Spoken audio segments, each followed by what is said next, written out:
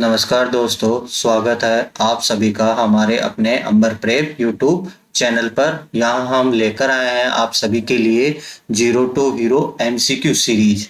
ये एक खास सीरीज होगी जो आपके जो आगामी जो एग्जाम्स है, परीक्षाएं हैं, उनकी तैयारी में एक मजबूती लाएगी। हर टॉपिक को यहाँ पर हम सरल और एक सटीक तरीके से एमसीक्यू के माध्यम से समझने का प्रयास करेंगे, ताकि आप सभी में आत्मविश्वास के साथ साथ उस पर्सन को सही तरीके से करने का विश्वास उत्पन्न हो। तो जुड़े रहिए हमारे साथ और शुरू कीजिए अपनी तैयारी, क्योंकि यहाँ से ही आपकी जो सफलता की जो शुरुआत है वो यहीं से शुरू होगी। हमारे अंबर प्रेप की जो zero to hero MCQ series है उसी के साथ। तो बिना देर गवाए हम शुरू करते हैं। पहले प्रश्न पर हम आते हैं। निर्माण प्रक्रिया के अनुसार राजस्थान के भू आकृतिक प्रदेशों का सही प्राचीनतम क्रम कौन सा है?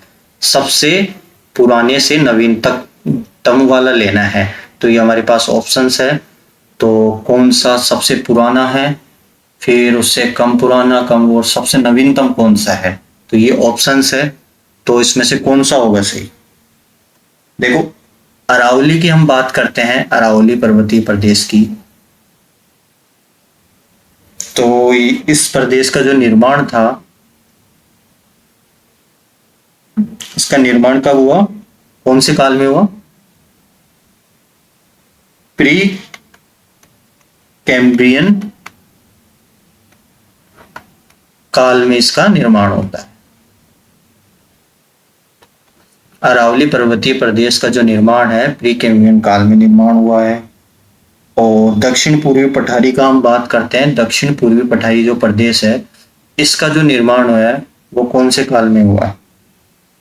इसका निर्माण क्रिटेशियस काल के अंदर इसका निर्माण होता है। कब होता है इसका निर्माण, कहाँ हुआ, कौन से काल में? क्रिटेशियस काल में इसका निर्माण हुआ। समझ में आ गया? अरावली पर्वतीय प्रदेश का प्री कैम्ब्रियन काल में निर्माण होता है, वहीं दक्षिण पूर्वी जो पठारी प्रदेश है उसका क्रिटेशियस काल में निर्माण होता है। वहीं पूर्वी मैदानी प्रदेश की हम बात करते हैं, तो इसका जो निर्माण है पूर्वी प्रदेश के साथ जो हमारा जो पश्चिमी जो मरुस्थलीय प्रदेश है, इन दोनों का जो निर्माण है वो कौन से काल में होता है? प्लेस्टोसीन जो काल है, प्लेस्टोसीन काल के अंदर इसका निर्माण होता है। तो इसमें जो मरुस्थलीय है वो सबसे नवीन है। तो पहले कौन सा आएगा? सबसे जो पुराना है वो कौन सा आएगा? इसके अकॉर्डिंग अरावली आएगा।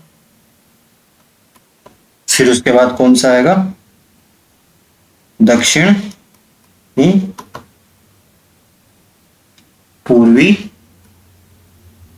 पूर्वी पठारी प्रदेश आएगा। फिर उसके बाद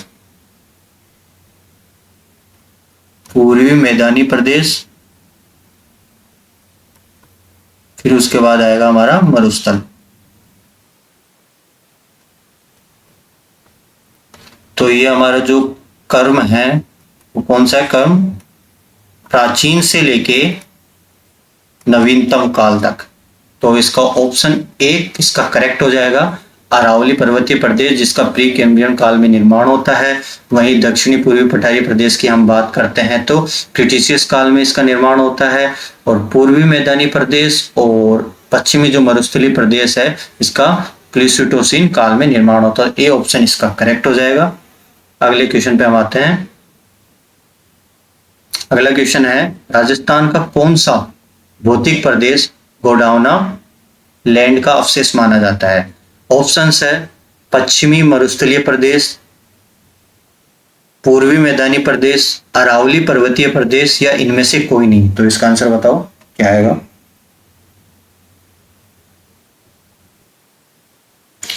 तो इसका जो आंसर होगा वो इसका आंसर जो होगा वो सही होगा। अरावली पर्वतीय जो प्रदेश है वो गोंडवाना लैंड का अवशेष माना जाता है। तो हम बात करते हैं अरावली पर्वतीय प्रदेश और इसके साथ जो दक्षिणी पूर्वी पठारी प्रदेश है, दक्षिणी पूर्वी पठारी प्रदेश, ये किसके हिस्से हैं? जो प्राचीन गोंडवाना लैंड है, किसके? प्राचीन गोंडवाना लैंड के जो भूभाग है के हिस्से हैं ये। समझ में आया बच्चों कि कौन सा है? तो अरावली पर्वतीय प्रदेश और दक्षिण पूर्वी पठारी प्रदेश जो है प्राचीन जो गोंडवाना लैंड भूभाग है उसके हिस्से हैं। और वहीं हम बात करते हैं प्राचीन जो मरुस्थलीय प्रदेश है और पूर्वी जो मैदानी प्रदेश है, इन दोनों की हम बात करते हैं तो ये 33 सागर जो है, 33 सागर के अवशेष माने जाते हैं। 33 सागर के अवशेष माने जाते हैं। ठीक है, तो इसका सी ऑप्शन करेक्ट हो जाएगा, अरावली पर्वतीय प्रदेश। अगले क्वेश्चन पे हम आते हैं।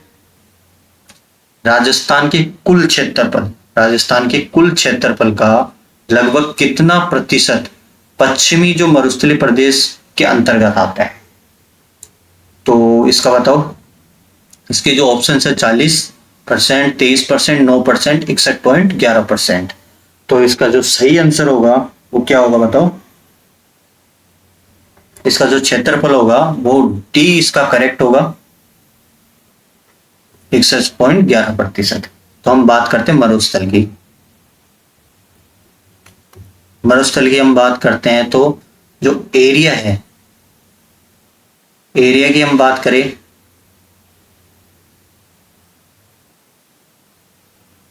एरिया की हम बात करते हैं तो इसका जो एरिया आता है 61.11% होता है, 2/3 भाग पे होता है। वहीं जनसंख्या की हम बात करते हैं, कितनी जनसंख्या? 61.11% क्षेत्रफल पे कितनी जनसंख्या निवास करती है? 40% जनसंख्या निवास करती है। ठीक है, मिट्टी की हम बात करते हैं, सोइल, रेतीली बलुई मिट्टी। उसके अलावा जलवायु की हम बात करते थे, जलवायु कौन सी? शुष्क एवं अर्ध शुष्क जलवायु यहां पाई जाती है। वन की हम बात करें तो कांटेदार झाड़ियां यहां पाई जाती है, कांटेदार झाड़ियां यहां पाई जाती है। वही हम बात करते हैं अरावली की। अरावली की हम बात करते हैं तो जो क्षेत्रफल है 9% क्षेत्रफल पे 10% जनसंख्या निवास करती है। और वनीय मिट्टी यहाँ पे पाई जाती है। वनीय मिट्टी हम कह सकते हैं काली भूरी मिट्टी, मिट्टी यहाँ पाई जाती है। उसके अलावा जलवायु की हम बात करते हैं तो अरावली में आर्द्र जलवायु पाई जाती है। कौन सी पाई जाती है बच्चों? आर्द्र जलवायु यहाँ पाई जाती है। और वन की हम बात करते हैं तो सदाबहार वन यहाँ पाए जाते हैं। और तीसरा जो है इसका मैदानी क्षेत्र की हम बात करते हैं, मैदानी भूभाग में तो कितने क्षेत्रफल पे? 23% जो क्षेत्रफल है उस पे कितनी? 39% जनसंख्या निवास करती है। और जलोढ़ या फिर कछारी मिट्टी यहाँ पे पाई जाती है। और जलवायु की हम बात करते हैं तो आर्द्र जलवायु यहाँ पाई जाती है। और वनों की हम बात करें तो पतझड़ वन, जो पतझड़ वन है वो यहाँ पाए जाते हैं। वहीं हाड़ौती भूभाग की हम बात करते हैं, हाड़ौती भूभाग की, तो हाड़ौती भूभाग में 6.89% जो क्षेत्रफल है, एरिया है, उस पर 11% जनसंख्या यहाँ पे निवास करती है। और हम बात करते हैं यहाँ पे मिट्टी की, तो यहाँ पे काली मिट्टी पाई जाती है। हाड़ौती क्षेत्र में काली मिट्टी या फिर कपासी मिट्टी कहते हैं उसको, कपासी मिट्टी यहाँ अच्छे से पाई जाती है। और जलवायु की हम बात करते हैं तो अति आर्द्र जलवायु यहाँ पाई जाती है। उसके अलावा सेलवास या फिर जो सेलास के जो वन हैं वो यहाँ पाए जाते हैं। सेलास के वन यहाँ पाए जाते हैं, तो इसका डी ऑप्शन करेक्ट हो जाएगा। समझ में आ गया ना। ये मरुस्थलीय भूभाग है जिसमें क्षेत्रफल, जनसंख्या और सोइल, जलवायु और वन का मैंने डिटेल बताया है। चारों भूभाग का अरावली, मैदानी और हाड़ौती। तो ये काफी इंपॉर्टेंट है, यहाँ से कभी कभी क्वेश्चंस भी आ जाते हैं। तो आगे समझ बच्चों, अगले क्वेश्चन पे हम चलते हैं। अगला क्वेश्चन है बरखान क्या है। बरखान क्या है? ऑप्शंस है पथरीला मरुस्थल, अर्धचंद्राकार बालू का स्तूप, पवनों की दिशा के समांतर बनने वाला बालू का स्तूप, या फिर एक प्रकार के खारे पानी की झील। तो इसका सही आंसर क्या है वो बताओ देगा।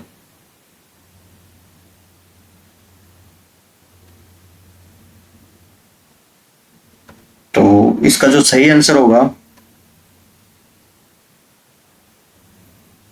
बताओ क्या होगा। इसका सही आंसर हमारे पास बी ऑप्शन जो है, अर्धचंद्राकार बालू का स्तूप जो है, इसका सही आंसर होगा। ठीक है, तो बरखान जो होता है ना, एक तरह का अर्धचंद्राकार आकृति होती है। इनकी आकृति कैसी होगी? अर्धचंद्राकार आकृति होती है, इस टाइप में ये होते हैं। बरखान जो होता है, बरखान के बारे में हम बात करें अच्छे से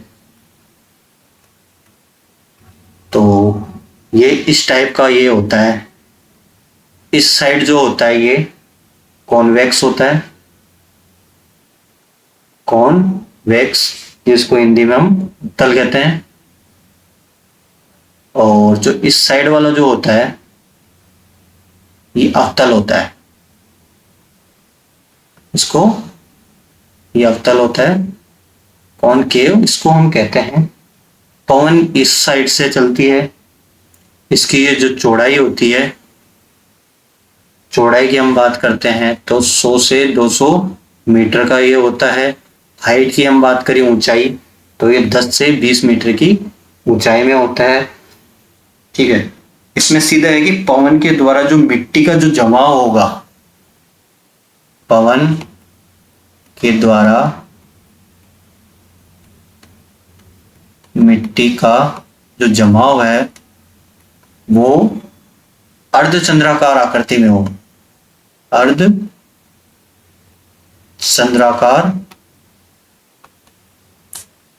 आकृति में जब आकृति में होता है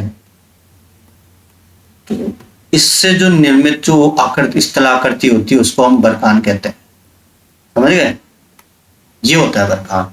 इसके हाइट जो होती है वो 10 से 20 मीटर की होती है, चौड़ाई 100 से 200 मीटर के आसपास होती है।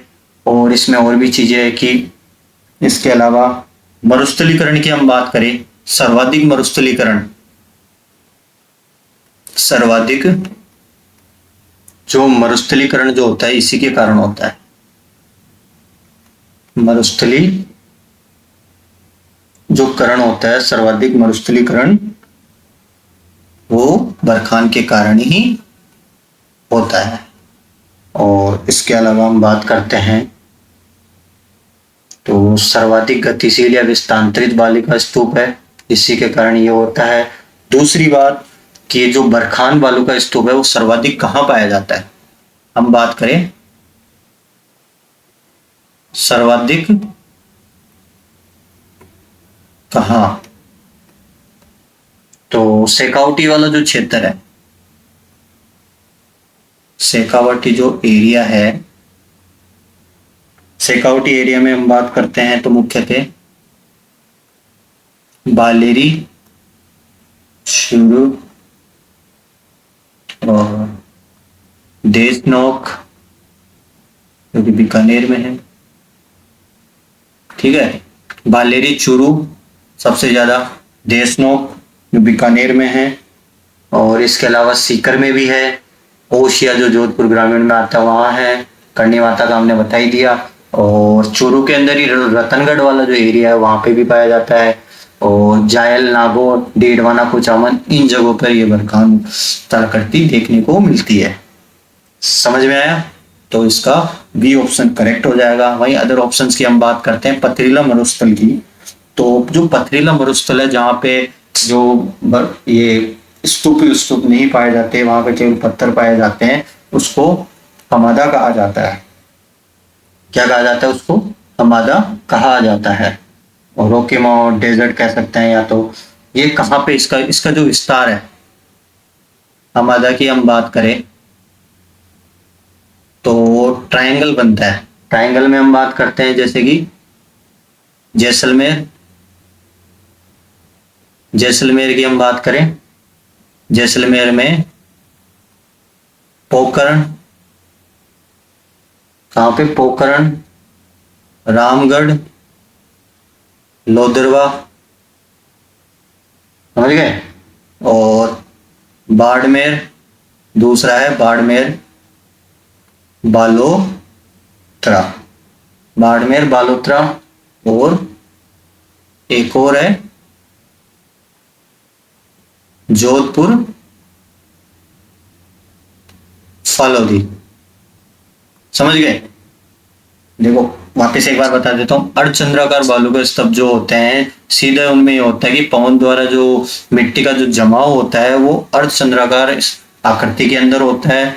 ठीक है, समझ गए? तो उसको बरखान कहते हैं। उसकी जो हाइट होती है वो 10 से 20 मीटर की हाइट होती है। और उसकी जो चौड़ाई है 100 से 200 मीटर के आसपास होता है। और सर्वाधिक जो स्थानांतरित और गतिशील ये बालू का स्तूप होता है, जिसके कारण क्या होता है? मरुस्थलीकरण ज्यादा होता है।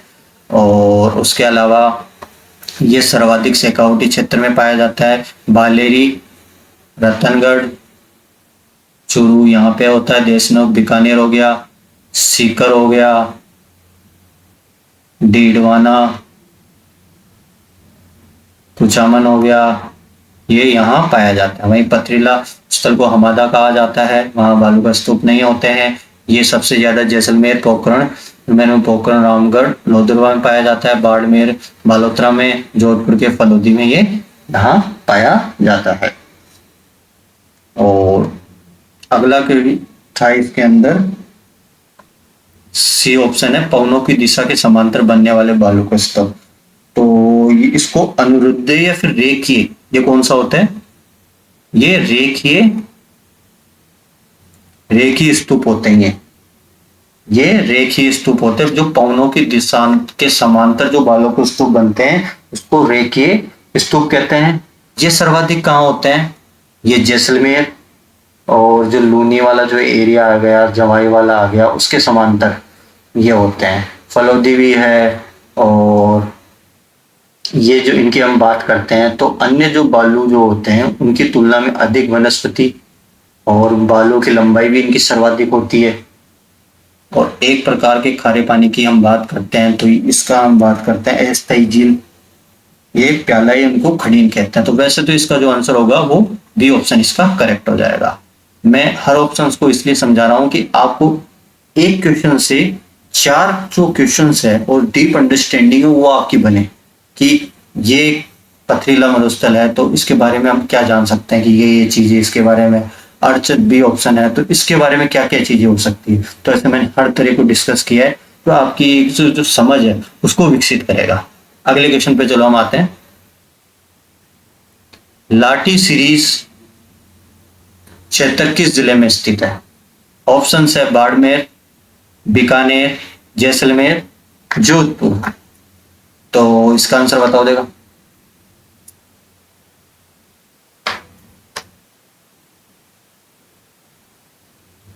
जो इसका आंसर होगा वो जैसलमेर इसका करेक्ट होगा। सी ऑप्शन इसका करेक्ट होगा। लाठी सीरीज की हम बात करते हैं, ये जैसलमेर से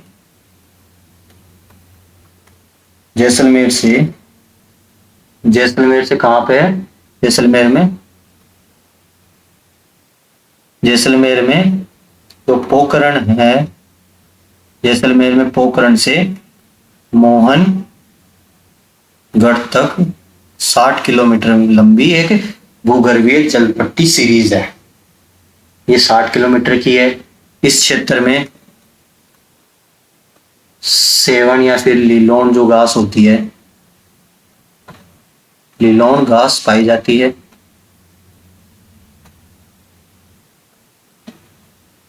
और गोडाउन जो है, गोडाउन की शरण स्थली है ये, गोडाउन की शरण स्थली है। इसके अलावा हम बात करते हैं तो राजस्थान का जो दूसरा भूगर्भीय जो जलीय अवशेष है, दूसरा भूगर्भिक जलीय अवशेष जो है, ये कहां से कहां तक फैला हुआ है? ये बायतू जो बाड़मेर है अपना, कहां से कहां तक है? बायतू बाड़मेर से कहां तक फैला हुआ है? सांचौर जालोर जो है वहां तक ये फैला हुआ है। सरस्वती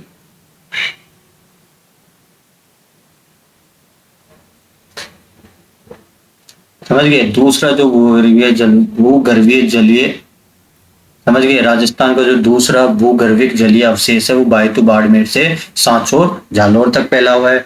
पहले की हम बात कर चुके हैं, जैसलमेर के पोखरण से लेके मोहनगढ़ तक 60 किलोमीटर लंबी सीरीज है। और यहीं पे इसमें ही चांदल जो नलकूप है, थार का गढ़ा जिसको कहते हैं वो है, थार का गढ़ा उसको कहते हैं। और इसका जो ऑप्शन हो जाएगा सी इसका करेक्ट हो जाएगा। सेवन लीलोन घास यहाँ पाई जाती है, गोडाउन की शरण स्थली है, तो सी ऑप्शन इसका करेक्ट हो जाएगा। तो अगले क्वेश्चन पे हम चलते हैं। अगला क्वेश्चन इसका, राजस्थान को दो भागों में बांटने वाली समवर्षा रेखा कौन सी है? ऑप्शन है 25 सेंटीमीटर, 50 सेंटीमीटर, 75 सेंटीमीटर, 100 सेंटीमीटर। तो इसका आंसर क्या होगा? बी ऑप्शन इसका करेक्ट हो जाएगा। 50 सेंटीमीटर जो रेखा है वो अरावली, जो अरावली पर्वतमाला है अपनी, समझ रहे हो? अरावली पर्वतमाला के समांतर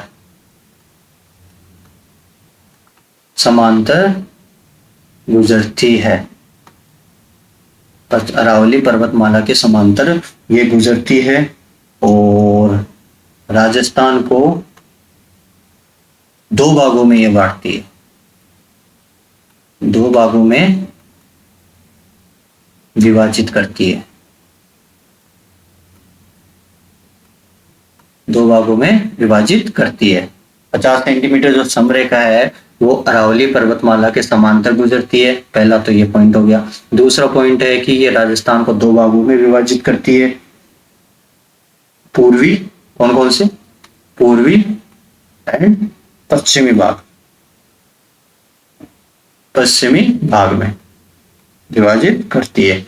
वही हम 25 सेंटीमीटर की हम बात करें तो ये पश्चिमी जो मरुस्थल है, कौन सा? पश्चिमी जो मरुस्थल है, पश्चिमी मरुस्थल को ये दो भागों में बांटता है, दो भागों में ये बांटता है। दो भाग कौन से हैं? शुष्क, और एक कौन सा है? अर्ध शुष्क। दो भागों में बांट किया, दो भागों में ये बांटता है। 0 से 25, 25 से 50, समझ गए? तो 25 सेंटीमीटर का हमने बता दिया है, समझ गए?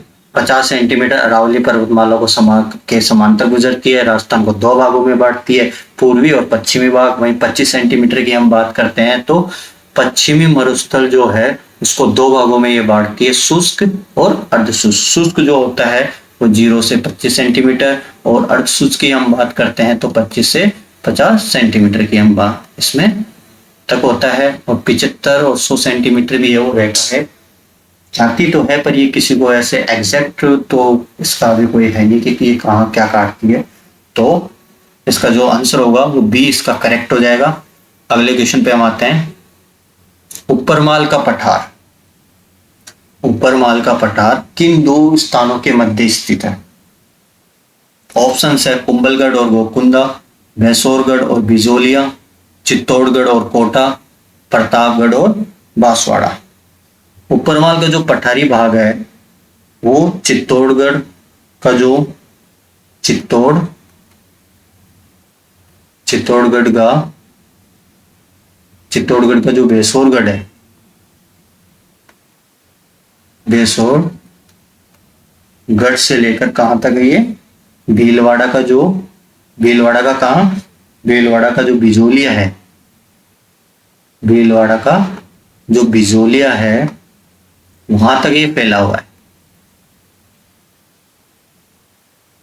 फैला हुआ है। तो बी ऑप्शन इसका करेक्ट हो जाएगा।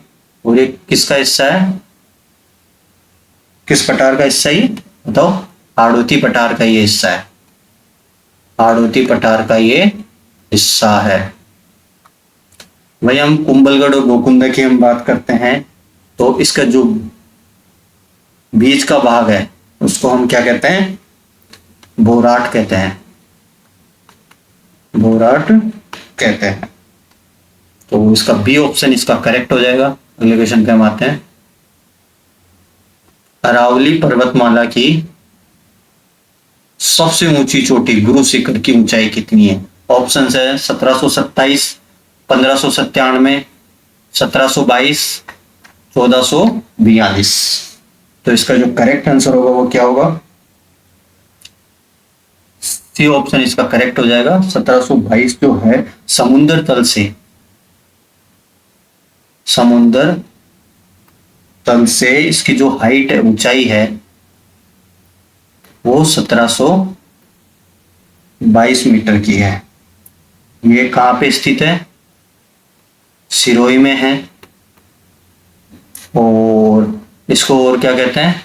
गुरु शिखर को संतों का शिखर भी कहते हैं इसको, संतों का शिखर भी इसको कहते हैं, संतों का शिखर भी कहते हैं इसको।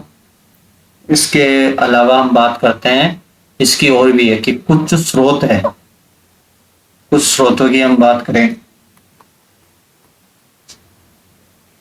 कुछ स्रोतों की हम बात करते हैं तो चोटी पर एक मंदिर बना हुआ है, एक मंदिर बना हुआ है चोटी पे, उसकी 5 मीटर हाइट है। उसको भी कैलकुलेट करके ये 1727 होता है।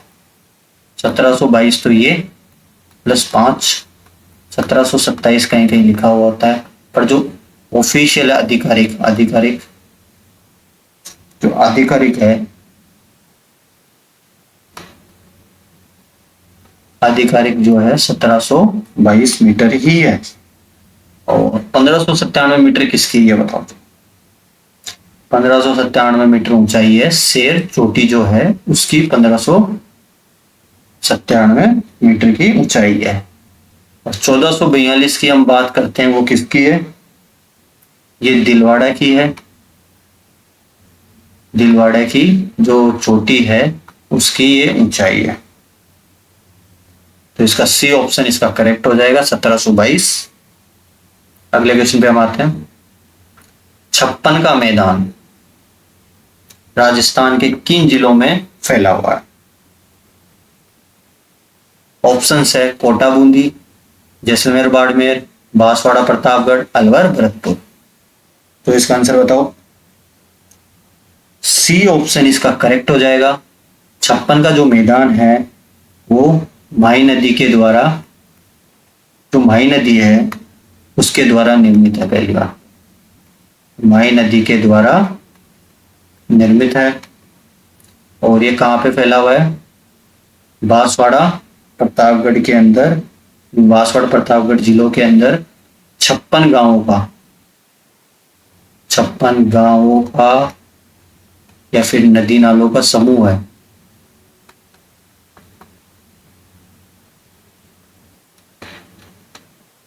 नदी नालों का समूह है, एक समूह है। इसके अलावा हम क्या बोल सकते हैं कि इसके अलावा इसको हम लिख सकते हैं कि ये दक्षिणी जो मैदान है, कौन सा दक्षिणी जो मैदान है उसका हिस्सा कह सकते हैं। ये दक्षिणी मैदान का हिस्सा है ये छप्पन का मैदान। और माई नदी द्वारा बनाया हुआ है। बांसवाड़ा प्रतापगढ़ जिले के अंदर 56 गांवों या फिर नदी नालों का एक समूह होने के कारण इसको 56 का मैदान कहा जाता है। अगले क्वेश्चन पे हम आते हैं। अगला क्वेश्चन है हमादा किसे कहा जाता है। वैसे तो हम ऊपर डिस्कस कर चुके हैं। ऑप्शन है इसके रेतीला मरुस्थल, मिश्रित मरुस्थल, पथरीला या चट्टानी मरुस्थल, उपजाऊ मरुस्थलीय भूमि। तो इसका जो हमादा है सी ऑप्शन इसका करेक्ट हो जाएगा। पथरीला जो मरुस्थल होता है वनस्पति रहित होता है उसको हमादा कहा जाता है। ये कहाँ पाया जाता है मुख्यतः कि ये जो होता है जैसलमेर के पोखरण, लोदरवा नदी जगह ये पाया जाता है। वहीं बाड़मेर के बालोतरा और जोधपुर का फलोदी।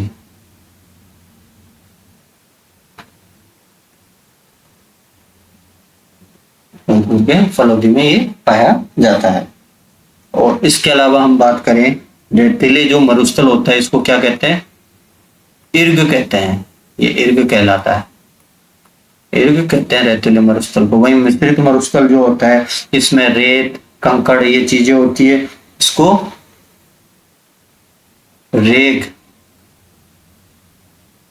कहते हैं। क्या कहते हैं इसको, क्या कहते हैं, रेग कहते हैं, इसको रेग कहते हैं। तो सी ऑप्शन इसका करेक्ट हो जाएगा। अगले क्वेश्चन पे हम आते हैं। किरवा नामक पहाड़िया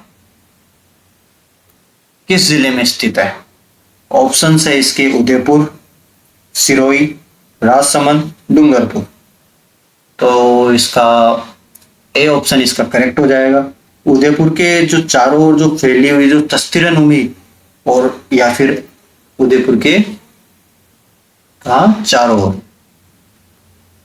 चारों ओर तस्तिरनुमी या फिर अर्धचंद्राकार तस्तिरनुमा या फिर अर्धचंद्राकार जो पहाड़ियां है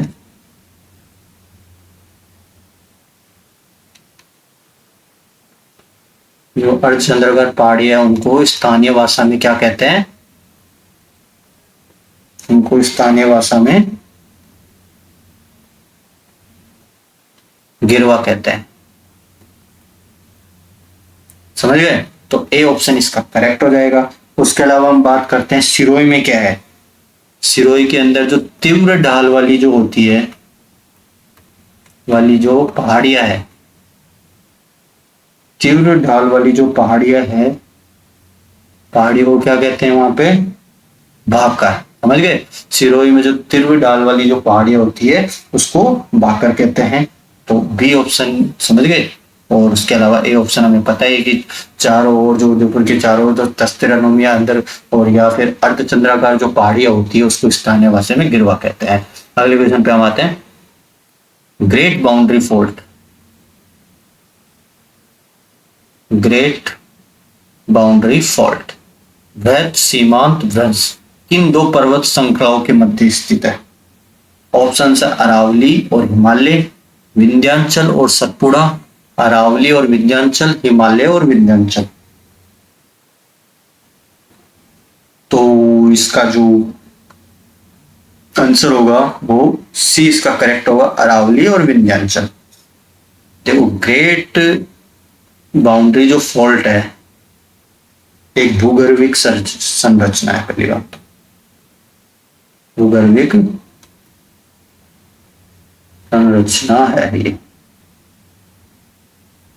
जो कि कहाँ अरावली और विंध्याचल जो पर्वत है उनको अलग करती है, ये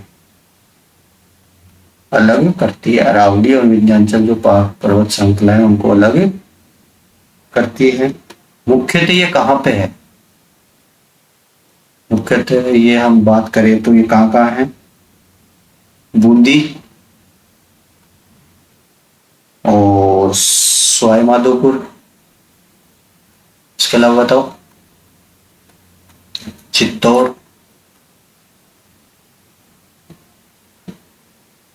चित्तौड़ क्षेत्रों में फैली हुई। इसके अलावा और भी जगह है, कम से कम ये 5 से 6 जिले इसमें आते हैं।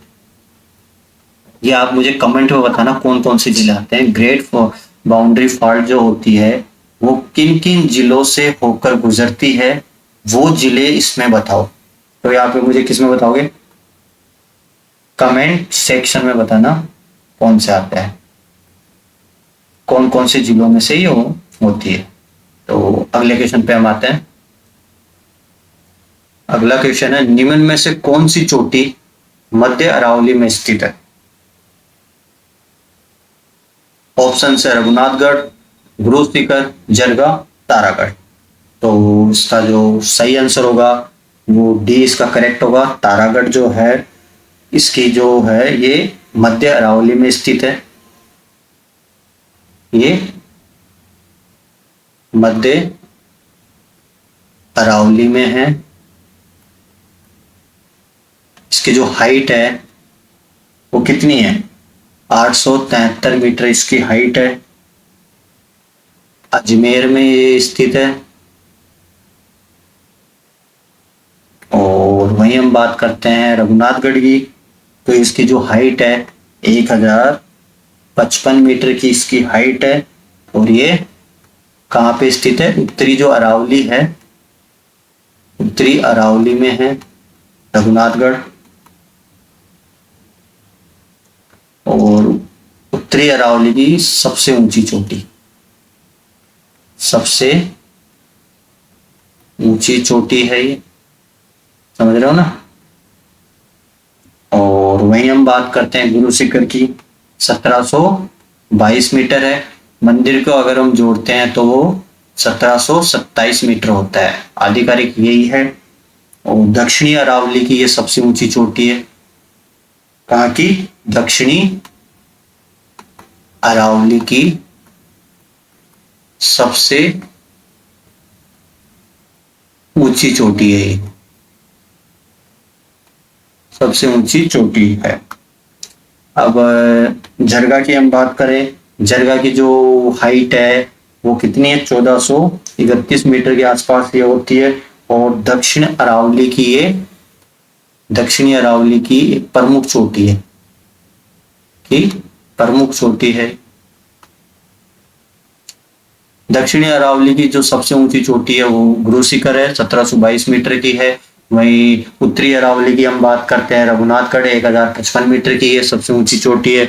वही मध्य अरावली की हम बात करते हैं तो वो तारागढ़ है, 877 है, वो अजमेर में स्थित है।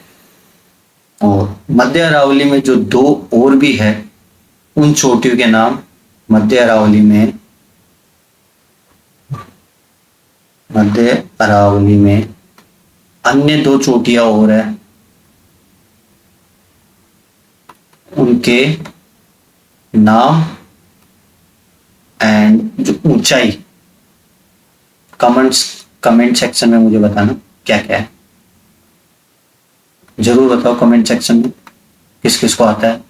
तो इसका आंसर डी इसका करेक्ट हो जाएगा। अगले क्वेश्चन पे हम आते हैं।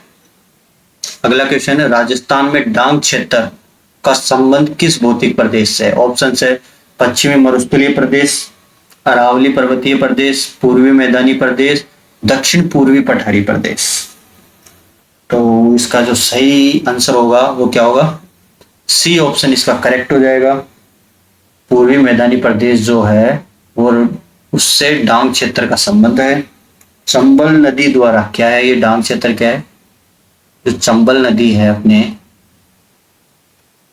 उसके द्वारा निर्मित है ये बियड, बियड कह सकते हैं या फिर उत्खात भूमि कह सकते हैं, बेडलैंड ट्रॉफम, उत्पाद भूमि,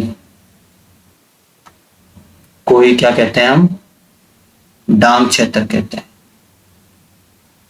डांग क्षेत्र कहते हैं। और ये पूर्वी जो मैदानी प्रदेश है, पूर्वी जो मैदानी प्रदेश है उसका हिस्सा है। और उसके अलावा हम कह सकते हैं कि करौली जो है, करौली को क्या कहते हैं, डांग की रानी कहा जाता है। वहीं धौलपुर को क्या कहा जाता है, बताओ। धौलपुर को डांग का राजा कहा जाता है। ये चीजें इंपॉर्टेंट है, समझ गए। सी ऑप्शन इसका करेक्ट हो जाएगा। अगले क्वेश्चन पे हम आते हैं। नागौर उच्च भूमि की सबसे प्रमुख विशेषता क्या है? ऑप्शन है उपजाऊ जलोढ़ मृदा, घने वन, खारे पानी की झीलें, ऊंची पर्वत चोटियां। बताओ इसका आंसर क्या आएगा? तो इसका आंसर आएगा नागौर उच्च भूमि की जो सबसे प्रमुख विशेषता है वो खारे पानी की झीलें यहाँ पे सर्वाधिक पाई जाती है। नागौर उच्च भूमि की हम बात करते हैं तो ये किसका अवशेष है? 33 जो सागर है अपना, 33 सागर के जो अवशेष के कारण यहाँ पे खारे पानी की झीलें ज्यादा पाई जाती है। अवशेष के कारण खारे पानी की झीलें यहाँ पे बहुत ज्यादा पाई जाती है, जैसे डीडवाना कुचामन में पाई जाती है।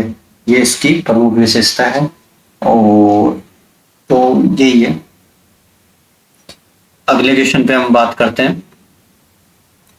कुबड़ पट्टी, बांका पट्टी किन जिलों में विस्तृत है? ऑप्शन है जयपुर दौसा, नागौर अजमेर, पाली सिरोही, बीकानेर चूरू। इसका आंसर बताओ देगा।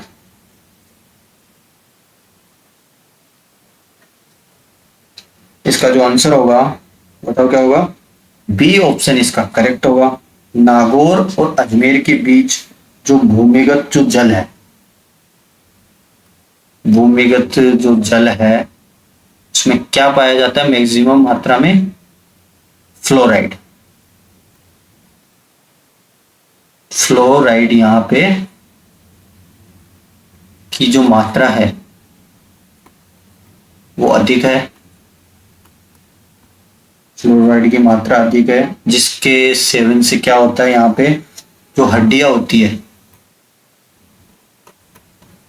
वो झुक जाती है लोगों की।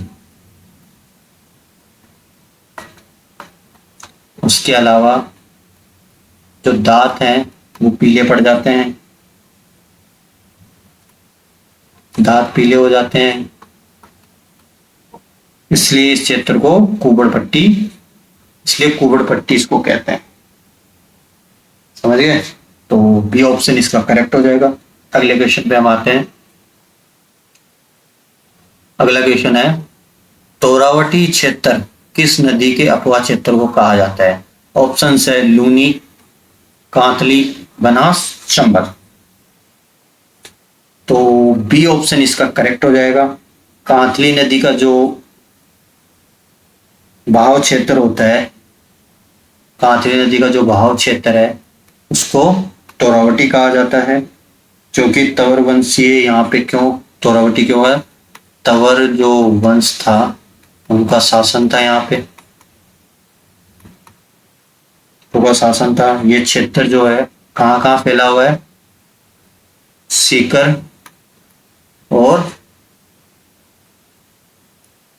है और झुंझुनू वाला जो एरिया है वहां तक ये फैला है। उसके अलावा हम बात करें बस, तो बी ऑप्शन इसका करेक्ट हो जाएगा। और अगले क्वेश्चन पे हम आते हैं। राजस्थान का सबसे ऊंचा पठार कौन सा है? ऑप्शन है बोरट का पठार, आबू का पठार, उड़िया का पठार, मैसा का पठार। तो सही कौन सा होगा?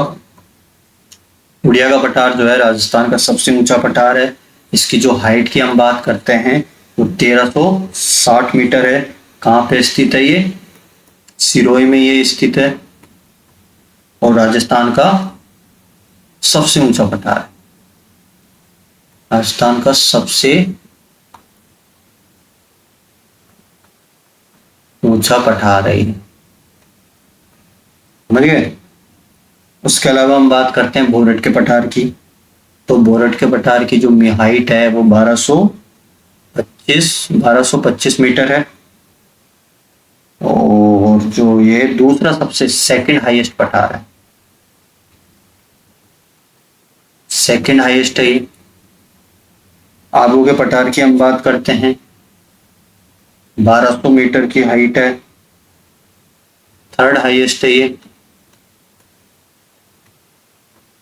थर्ड हाईएस्ट पठार है। और मैसा के पठार की हम बात करते हैं तो ये कहाँ पे स्थित है? ये चित्तौड़ में स्थित है, जिस पर क्या बना हुआ है? चित्तौड़ का किला बना हुआ है, चित्तौड़ का किला बना हुआ है, समझ गए? तो सी ऑप्शन इसका करेक्ट हो जाएगा। अगले क्वेश्चन पे हम आते हैं। अगला क्वेश्चन जो है, पवन की दिशा के समकोण बनने वाले जो बालू का स्तूप है उसको क्या कहते हैं? ऑप्शन है अनुदैर्ध्य, बरखान, अनुप्रस्थ, पैराबोलिक। तो इसका सही आंसर क्या होगा? सी ऑप्शन इसका करेक्ट हो जाएगा। अनुप्रस्थ जो होता है उसमें पवन की दिशा के समकोण जब बनता है बालू का स्तूप, जो स्थलाकृति होती है उसको अनुप्रस्थ बालू का स्तूप कहते हैं। समकोण मतलब लंबवत। और ये कहाँ पे पाया जाता है? बीकानेर में जो पूंगल है, बीकानेर में पूंगल, उसके अलावा राउतसर, ये कहाँ पड़ता है? हनुमान। राउतसर कहाँ पड़ेगा? हनुमानगढ़ में, ये हनुमानगढ़ में पड़ता है। राउतसर हनुमानगढ़ में पड़ता है। और उसके अलावा बताओ, अनुप्रस्थ बालू का स्तूप उसके अलावा कहाँ मिलता है? उसके अलावा और भी जगह है, जैसे कि झुंझुनू, चूरू और सूरतगढ़ जो है, सूरतगढ़ ये गंगानगर में, इन दोनों में कंफ्यूज मत हो जाना। जैसे कि राउतसर तो ये तो हनुमानगढ़ में पड़ेगा, जैसे सूरतगढ़ है ना वो गंगानगर में पड़ेगा। ऐसे याद रखना, क्योंकि यहाँ बच्चे कंफ्यूजन होते हैं। सूरतगढ़ आ रहा तो देखते हैं कि हनुमानगढ़ में है, पर नहीं, उल्टा है, वो गंगानगर में होगा। वही राउतसर है तो गंगानगर लगा देते हैं कभी कभी, तो राउतसर जहाँ आ गया तो हनुमानगढ़ में वो है। तो यहाँ पे थोड़ा कंफ्यूजिंग वाली जो चीजें हैं दो है, इनको याद रखना है। ये चीजें तो है ही। इसके अलावा बरखान की हमने बात कर ही ली है कि कहाँ कहाँ ये पाया जाता है। चूरू का जो बालेरी है, रतनगढ़ आ गया चूरू के अंदर, वहीं देशनोक है, डीडवाना कुचावन है, खूब जगह है। और सर्वाधिक गतिशील होते हैं ये, इसके कारण मरुस्थलीकरण ज्यादा होता है। और इसके अलावा पवन की दिशा के अंदर समांतर होंगे, इसको रेखीय भी कहते हैं, रेखीय बालू का स्तूप भी कहते हैं। ये कहाँ पाया जाता है? सर्वाधिक जैसलमेर, उसके अलावा लूनी और जवाई नदी के समांतर, लूनी और जवाई नदी के समांतर ये है। उसके अलावा भी है, फलौदी में भी है, बाड़मेर में, बालोतरा, ये भी जोधपुर ग्रामीण, यहाँ पे भी ये पाया जाता है वैसे। उसके अलावा हम बात करते हैं पैराबोलिक की। तो पैराबोलिक की हम बात करें तो ये जो स्तूपों की जो आकृति है, पैराबोलिक की आकृति की हम बात करें तो महिलाओं की जो हेयर पिन है, महिलाओं की हेयर पिन जो होती है जैसी होती है इसकी आकृति। महिलाओं की जो हेयर पिन होती है उस तरह की आकृति होती है। ये कहाँ कहाँ पाया जाता है? ये जैसलमेर, जैसलमेर के साथ बाड़मेर बालोतरा, बाड़मेर बालोतरा, जोधपुर, जोधपुर समझ गए, जोधपुर, बीकानेर। और जो ये है बालू के स्तंभ जो होते हैं वो सर्वाधिक पाए जाते हैं। पैराबोलिक बालू स्तंभ सर्वाधिक पाए जाते हैं। और ये बालू स्तंभ की हम बात करें, सभी जो मरुस्थलीय जिले हैं, सभी मरुस्थलीय जिलों में पाए जाते हैं। ये क्वेश्चंस बन सकते हैं कि पैराबोलिक जो होता है सभी मरुस्थलीय जिलों में नहीं पाया जाता, तो ये ऑप्शन गलत हो जाएगा। सभी मरुस्थलीय जिलों में ये पाया जाता है। तो ये मैंने सारे ऑप्शंस का विस्तार से विश्लेषण किया है। वैसे इसका सही ऑप्शन जो होगा वो सी इसका करेक्ट हो जाएगा। अगले क्वेश्चन पे हम चलते हैं। अगला क्वेश्चन है, देश हरों के नाम से जाने जाने वाला क्षेत्र किन पहाड़ियों के बीच स्थित है? झरगा और रागा, अचलगढ़ और देलवाड़ा, कुंभलगढ़ और गोकुंदा, नागा नाग पहाड़ और तारागढ़। तो इसका सही कौन सा होगा? झरगा और रागा के बीच जो खाली वाला जो क्षेत्र है वो वर्ष भर हरा भरा रहता है, इस कारण उसको देशहरो कहा जाता है। तो ए ऑप्शन इसका करेक्ट हो जाएगा। ये जैसे इसकी आकृति की हम बात करें तो ये ऐसा इस टाइप का कुछ होता है। झरगा और रागा पहाड़ियों के बीच जो ये है इसको देशहरो कहते हैं। यहाँ पे काफी पेड़ चीजें हरा भरा रहता है वर्ष भर। तो ए ऑप्शन इसका करेक्ट हो जाएगा। अगले क्वेश्चन पे हम आते हैं। मेवल क्षेत्र किन जिलों के मध्य स्थित है? पहाड़ी क्षेत्र को कहा जाता है। ऑप्शन है उदयपुर और राजसमंद, बांसवाड़ा और डूंगरपुर, प्रतापगढ़ और चित्तौड़गढ़, सिरोही और पाली। तो बी ऑप्शन इसका करेक्ट हो जाएगा। बांसवाड़ा और डूंगरपुर के मध्य स्थित जो पहाड़ी क्षेत्र होता है या फिर असमतल भाग, असमतल जो भूभाग है, असमतल जो भूभाग है उसको क्या कहते हैं? मेवल क्षेत्र, मेवल क्षेत्र कहा जाता है उसको। बी ऑप्शन इसका करेक्ट हो जाएगा। अगला क्वेश्चन है, राजस्थान के भौतिक प्रदेशों में जनसंख्या घनत्व का सही अवरोही क्रम, मतलब घटते हुए क्रम कौन सा है? सबसे ज्यादा और सबसे कम वैसे हमको बताना है। तो पहले ही क्वेश्चन में हमने डिस्कस शुरू में हमने किया था कि किसकी जनसंख्या ज्यादा है, किसका एरिया कितना क्या है। तो बताओ कौन सा सही होगा इसमें? देखो सबसे अधिक जनसंख्या घनत्व की हम बात करें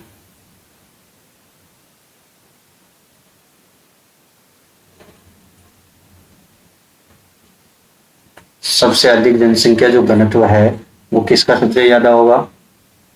सबसे ज्यादा जो होगा पश्चिमी मरुस्थल को होगा 40%। उसके बाद कौन सा होगा? मैदान जो क्षेत्र है उसका 39% जनसंख्या घनत्व होगा। उसके बाद हम बात करते हैं तो हाड़ौती क्षेत्र का होगा 11%। उसके अलावा हम बात करें तो सबसे आखिरी में कौन होगा? 10% होगा अरावली का। तो मरुस्थल, मरुस्थल के बाद में आएगा मैदान, मैदान के बाद में कौन सा आएगा? हाड़ौती, हाड़ौती के बाद में आएगा अपना अरावली। तो ये कहां पे मैच हो रहा है?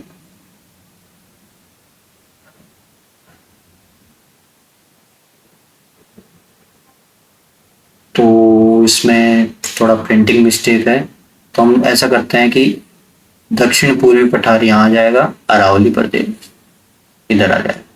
तो सी ऑप्शन वैसे करेक्ट मान लेंगे हम कि पश्चिमी मरुस्थल, पूर्वी मैदान और दक्षिण पूर्वी पठार आगे, अरावली पीछे आ जाएगा। तो सी ऑप्शन इसका करेक्ट हो जाएगा।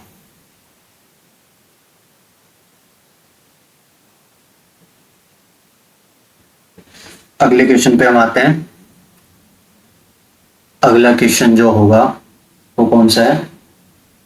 पीडमोंट का जो मैदान है किस नदी बेसिन की विशेषता है? ऑप्शन है Chambal basin, Mahi basin, Banas basin, Luni basin.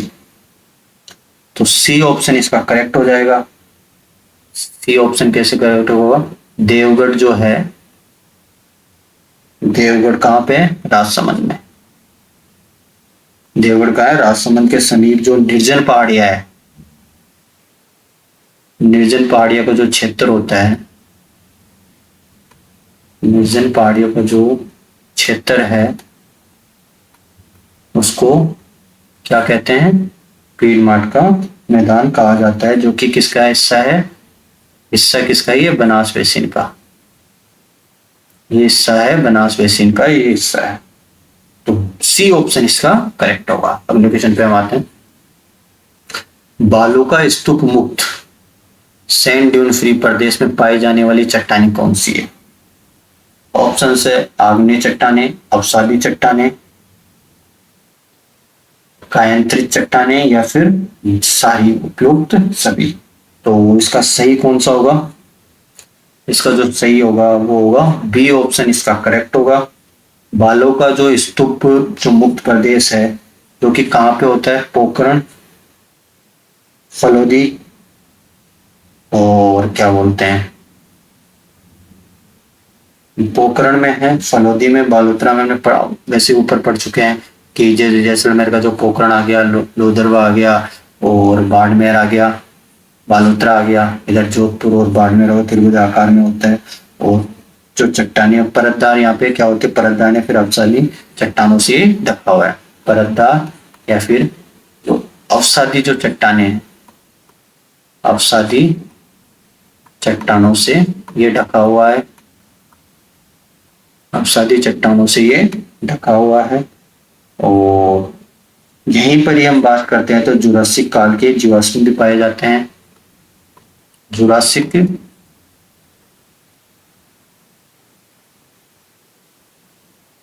Jurassic काल के जीवाश्म यहां पाए जाते हैं।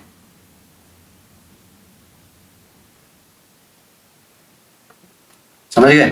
तो बी ऑप्शन इसका करेक्ट होगा। अगले क्वेश्चन पे हम आते हैं।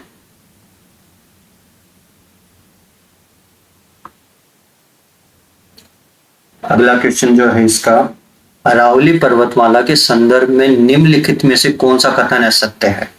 ऑप्शन है ये विश्व की प्राचीनतम वलित पर्वत श्रृंखलाओं में से एक है, इसकी कुल लंबाई 692 है, जिसमें से लगभग 80% राजस्थान में है। यह राजस्थान में जल विभाजक का कार्य करती है। इसकी चौड़ाई और ऊंचाई उत्तर पूर्व से दक्षिण पश्चिम की ओर घटती है। तो इसका बताओ कौन सा गलत है? तो डी ऑप्शन इसका गलत है। अरावली पर्वतमाला की जो चौड़ाई है और ऊंचाई है वो उत्तर पूर्व जो है, देखो ये ईस्ट हो गया, ये नॉर्थ हो गया, ये वेस्ट हो गया, ये साउथ हो गया। तो अरावली पर्वतमाला की जो चौड़ाई और ऊंचाई है, चौड़ाई और ऊंचाई जो उत्तर पूर्व है, इधर से दिल्ली है, दिल्ली की साइड से दक्षिण पश्चिम की ओर, इस साइड की ओर, जो कि यहाँ पे क्या है? गुजरात की साइड, ये गुजरात साइड है की ओर क्या होती है? इधर से इधर बढ़ती है, इंक्रीज होती है। इस साइड से इस साइड बढ़ेगी, बढ़ती है। दिल्ली से हम चलेंगे गुजरात के साइड, उत्तर पूर्व से दक्षिण पश्चिम की ओर हम जाते हैं तो उस साइड ये बढ़ेगी।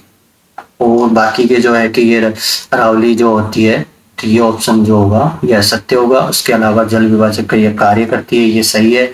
इसकी जो लंबाई है 692 किलोमीटर है, जिसमें लगभग 80% राजस्थान में है।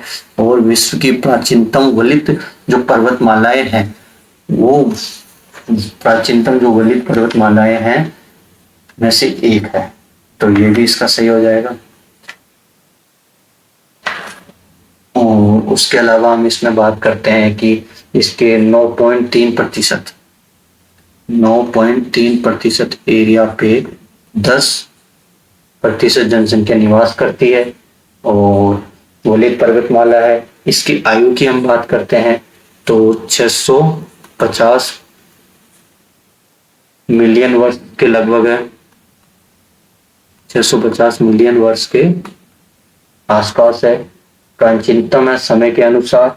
वहीं वर्तमान की हम बात करते हैं तो अवशिष्ट है, वर्तमान में अवशिष्ट पर्वतमाला है, अवशिष्ट पर्वतमाला है। तथा इसकी तुलना की हम बात करें, इसकी तुलना जो है वो अल्पीशियन जो पर्वतमाला है उससे की जाती है। अमेरिका के जो महाद्वीप की जो अल्पेशियन पर्वतमाला है उसके साथ इसकी तुलना की जाती है। निर्माण की हम बात करें, निर्माण काल तो प्री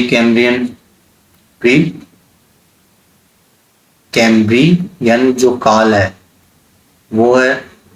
उसके अलावा कुल लंबाई हमको पता ही है कि 692 है और जिसमें से 550 किलोमीटर 80% राजस्थान में है। जो एवरेज हाइट है इसकी, एवरेज हाइट वो कितनी है, 930 मीटर की एवरेज हाइट है। और उसके अलावा ये कहाँ से स्टार्ट होती है, गुजरात के पालनपुर के जो खेड़ ब्रह्मा गिरनार हिल्स है वहां से निकलती है। रायसीना दिल्ली तक ये फैली हुई है। और उसके अलावा वैसे कोण की हम बात करें, नेतृत्व से ईशान कोण की तरफ जाते हैं तो इसकी हाइट और चौड़ाई में डिक्रीज होती है। और फिर इसके अलावा इसको 3 भागों में हम बांट सकते हैं, उत्तरी अरावली, मध्य अरावली, दक्षिणी अरावली। उत्तरी अरावली, मध्य अरावली, दक्षिण अरावली ज्यादा डीप हो जाएगा, यहाँ पढ़ सकते हो। इसकी सबसे जो ऊंची चोटी है उत्तरी अरावली की वो रघुनाथगढ़ है। वो कितनी है, 1055 मीटर की है। वहीं मध्य अरावली की हम बात करते हैं तो ये मध्य अरावली की हम बात करें, सांबर बेसिन है जयपुर के अंदर, वहां से जो राजसमंद देवगढ़ है वहां तक ये फैली हुई है। मध्य अरावली जो है वो अरावली का सबसे संकरा भाग है और सर्वाधिक जो मध्य जो अरावली की हम बात करें सकरा भाग और अंतराल, सर्वाधिक अंतराल जो है वो यहीं पाए जाते हैं। सर्वोच्च चोटी की हम बात करते हैं तो इसकी टोडगढ़ है। टोडगढ़ जो पहले की अजमेर में थी अब ब्यावर में है, 934 मीटर की इसकी हाइट है। उसके अलावा हम बात करते हैं तो तारागढ़ है जो कि अजमेर में है। तारागढ़ जो है वो 873 मीटर की हाइट पे आती है।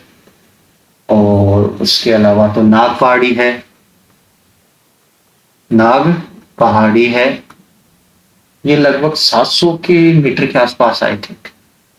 तो ये सारी चीजें हैं। और इसके अलावा मध्य अरावली में और भी चीज आ जाए कि इसमें जो मेरवाड़ा की जो पहाड़ियां होती है वो मेवाड़ और मारवाड़ को अलग करती है। और इसका विस्तार जो हम बात करें तो अजमेर, ब्यावर और राजसमंद तक है। वहीं दक्षिणी अरावली की हम बात करें तो इसकी जो एवरेज हाइट है वो 900 मीटर है। दक्षिणी अरावली की एवरेज हाइट 900 मीटर है। ये राजसमंद से सिरोही तक फैली हुई है। सर्वाधिक जो सबसे ऊंची चोटी है वो गुरु शिखर है, 1722 है, ये हमने पहले ही पढ़ लिया है। उसके अलावा इसको भी 2 भागों में बांट सकते हैं। दक्षिणी अरावली को, जो दक्षिणी अरावली है उसको भी हम 2 भागों में बांट सकते हैं। 2 भाग कौन कौन से हैं, एक तो आबू पर्वत आ जाता है, एक तो आबू पर्वत आ जाता है, एक दूसरा कौन सा आता है इसमें, मेवाड़ अरावली आ जाती है, मेवाड़ अरावली। ठीक है, 2 भागों में इसको हम बांट देते हैं। और आबू पर्वत की सबसे ऊंची चोटी हमने पता है कि कौन सी है, गुरु शिखर है। वहीं हम मेवाड़ अरावली की हम बात करते हैं तो इसकी सबसे ऊंची चोटी कौन सी है? जरगा है। वो इसकी सबसे ऊंची चोटी है जरगा। वो कितने मीटर की ऊंचाई पे है? 1431 मीटर की ऊंचाई पे है। अब ये तो हमने पूरा कि अरावली में क्या क्या है। तीन इसके पार्ट्स है, उत्तरी अरावली, मध्य अरावली। मध्य अरावली में कौन कौन सी चोटियां, उत्तरी अरावली में कौन कौन सी चोटियां है, और उसके अलावा जो दक्षिणी अरावली में क्या क्या है, ये हमने पूरी बात की है। उत्तरी अरावली में हमने बात नहीं की है कि हमने इतना ही कि एक रघुनाथगढ़ है।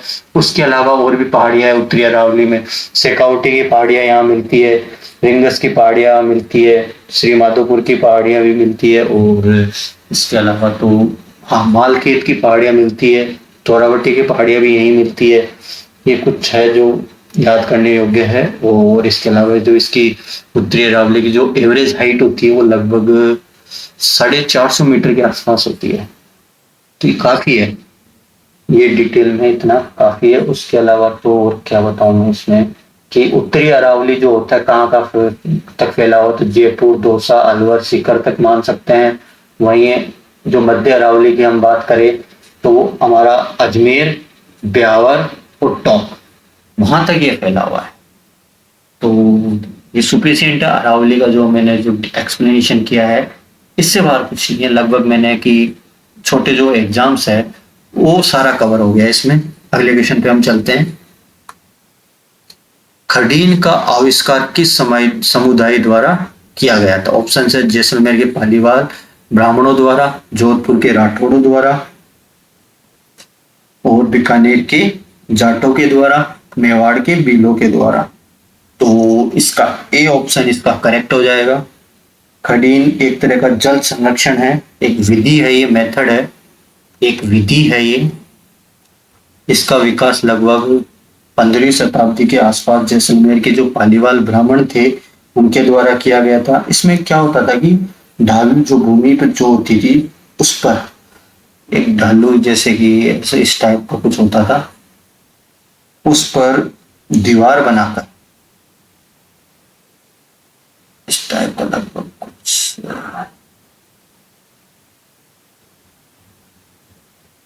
इस टाइप का, ये जैसे कि ये है ढाल है, तो ये यहाँ पर जगह होती थी, बनाकर पानी को रोका जाता था और उस नमी का जो उपयोग करके कच्ची जो होती थी यहाँ पानी भरता ना, और उससे कच्ची की जाती थी। तो ए ऑप्शन इसका करेक्ट हो जाएगा। अगला क्वेश्चन है भौमट क्या है? ऑप्शन है मेवाड़ में भील आबादी वाला पठारी क्षेत्र, मारवाड़ का मैदानी भाग, हाड़ौती का उपजाऊ क्षेत्र, शेखावटी का रेतीला भूभाग। तो ए ऑप्शन इसका करेक्ट हो जाएगा। मेवाड़ी में भील आबादी वाला पठारी क्षेत्र होता है। दक्षिणी अरावली में जो उदयपुर, डूंगरपुर और पूर्वी सिरोही का जो भील जनजाति वाला जो पठारी जो और पहाड़ी क्षेत्र होता है ना, कौन सा? उदयपुर, डूंगरपुर और पूर्वी जो सिरोही है,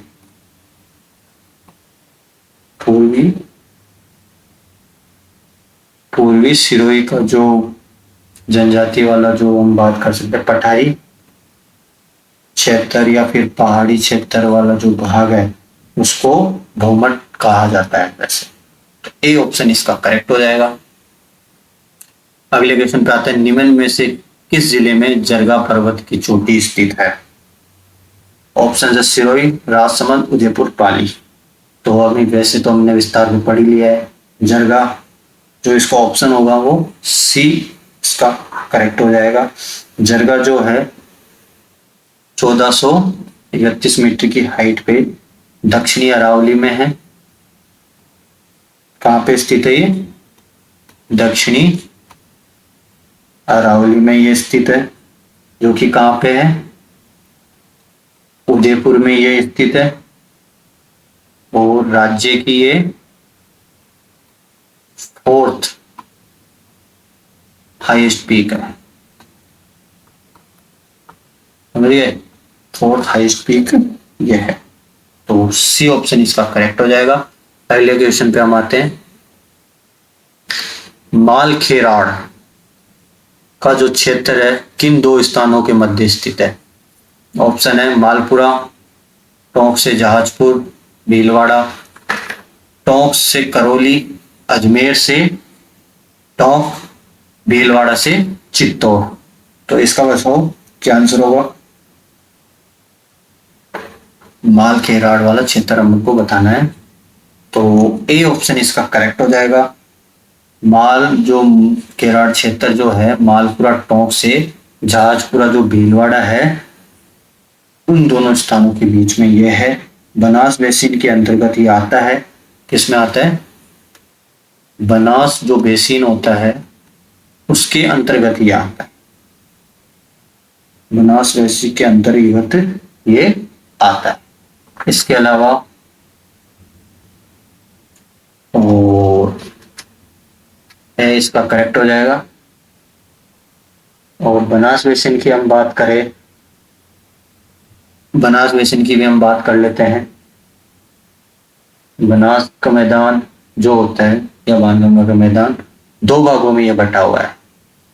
दो भाग कौन कौन से हैं? एक तो दक्षिणी मैदान, एक भाग है इसका उत्तरी मैदान। यह है उत्तरी, दो भागों में बना हुआ है, दक्षिणी मैदान और उत्तरी मैदान। दक्षिणी मैदान की हम बात करते हैं तो इसको मेवाड़ का मैदान भी कहते हैं। दक्षिणी मैदान में मेवाड़ का मैदान। और ये कौन कौन सा जो इसमें आता है? इसमें राजसमंद आ जाएगा, उसके अलावा भीलवाड़ा आ जाएगा और उसके अलावा चित्तौड़ आ जाएगा। इसको याद करने का सीधा फॉर्मूला है RBC, red blood cell. Rajsamand, Bhilwara और चित्तौड़। वहीं उत्तरी मैदान की हम बात करते हैं तो मालपुरा करौली का मैदान, मालपुरा करौली का मैदान। और इसमें कौन कौन सा आता है? शॉर्ट टिक है इसकी, एटीएम कहते हैं वैसे तो, अजमेर, टोंक, सवाई माधोपुर।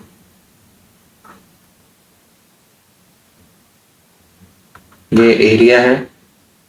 और उसके अलावा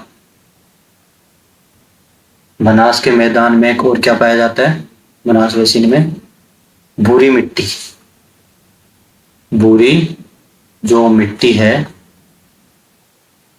वो यहां पाई जाती है। भूरी मिट्टी यहां पाई जाती है। तो ए ऑप्शन इसका करेक्ट हो जाएगा। अगले क्वेश्चन पे हम आते हैं। नाली या पाट किस नदी के बहाव क्षेत्र को कहा जाता है? ऑप्शन है कांतली, घग्गर, लूनी, बनास।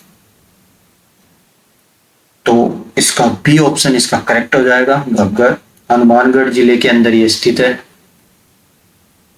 हनुमानगढ़ जिले में ये स्थित है। इसका जो तल है या फिर जो बहाव क्षेत्र है, तल या फिर जो बहाव क्षेत्र है उसको स्थानीय भाषा में स्थानीय भाषा में क्या कहा जाता है? नाली या फिर इसको पाट कहते हैं।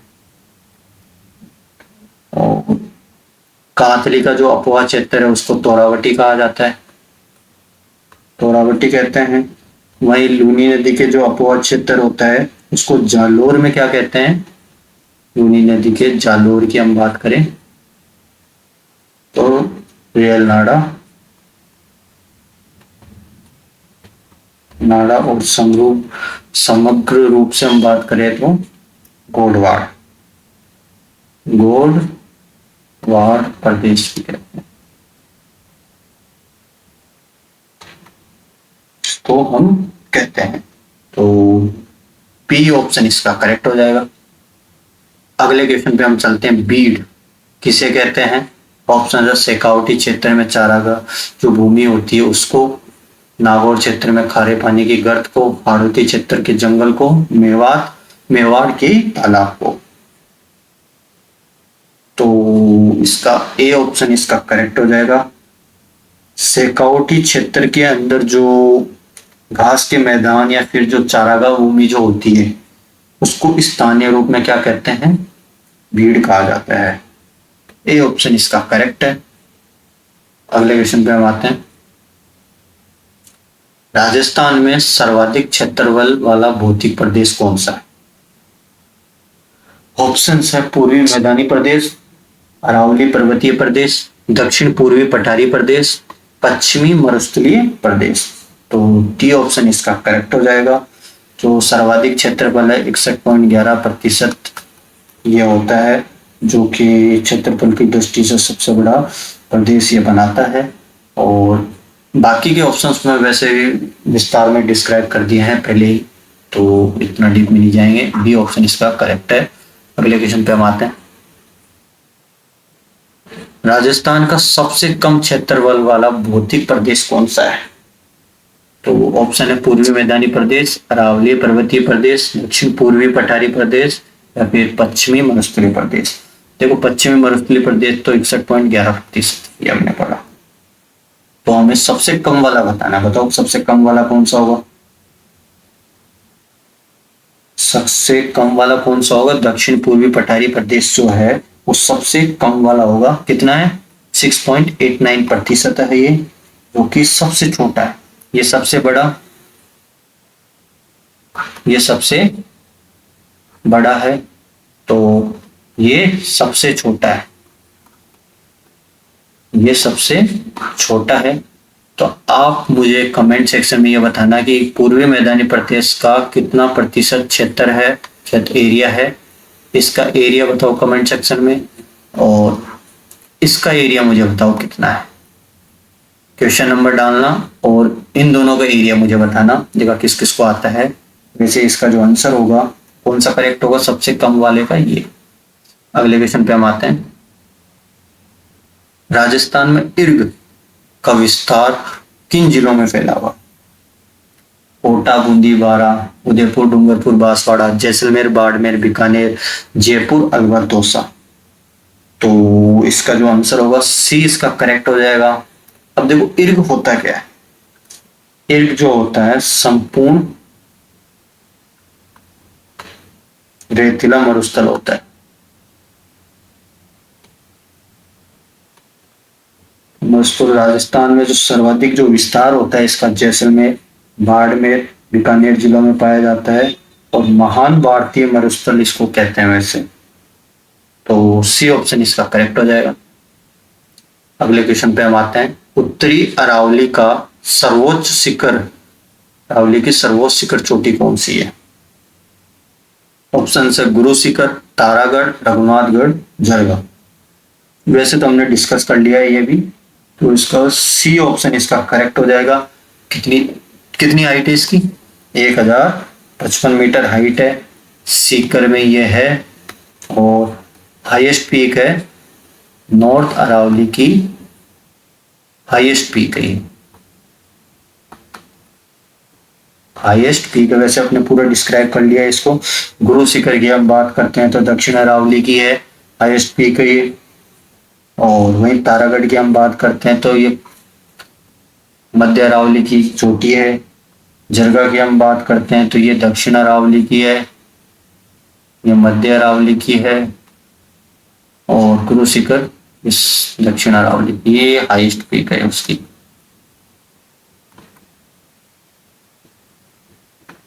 ये हाईएस्ट पीक है, तो सी ऑप्शन इसका करेक्ट हो जाएगा। अगले क्वेश्चन पे हम आते हैं। अगला क्वेश्चन है रन या टाट क्या है? ऑप्शन है मरुस्थल में मीठे पानी की झीलें, मरुस्थल में लवणीय दलदली झीलें, अरावली के दर्रे या हाड़ौती के पठार। तो बी ऑप्शन इसका करेक्ट हो जाएगा। मरुस्थल में जो लवणीय व दलदली झीलें होती है उनको रन या टाट कहते हैं। अस्थायी लवणीय झीलों को, जो वर्षा मरुस्थल क्षेत्र में जो वर्षा का जो जल होता है ना उसके जमाव हो जाएगा, उसका जमाव होगा, उसके कारण जो अस्थायी लवणीय या फिर दलदली जो झीलें हो जाती है उसको रन या टाट कहते हैं। और जैसे कि कहाँ कहाँ क्या है, पोखरण, पोकरण रण हो गया, भाप रण हो गया, पोकरण रण हो गया, भाप रण हो गया। इसके अलावा और भी चीजें हैं, थोब है, थोब रण हो गया, और भी चीजें आ जाएगी इसमें वैसे तो। और आप मुझे कमेंट करके बताना कौन कौन से और है इसके अलावा। क्वेश्चन नंबर 36 डालना, पोकरण, भाप और थोक।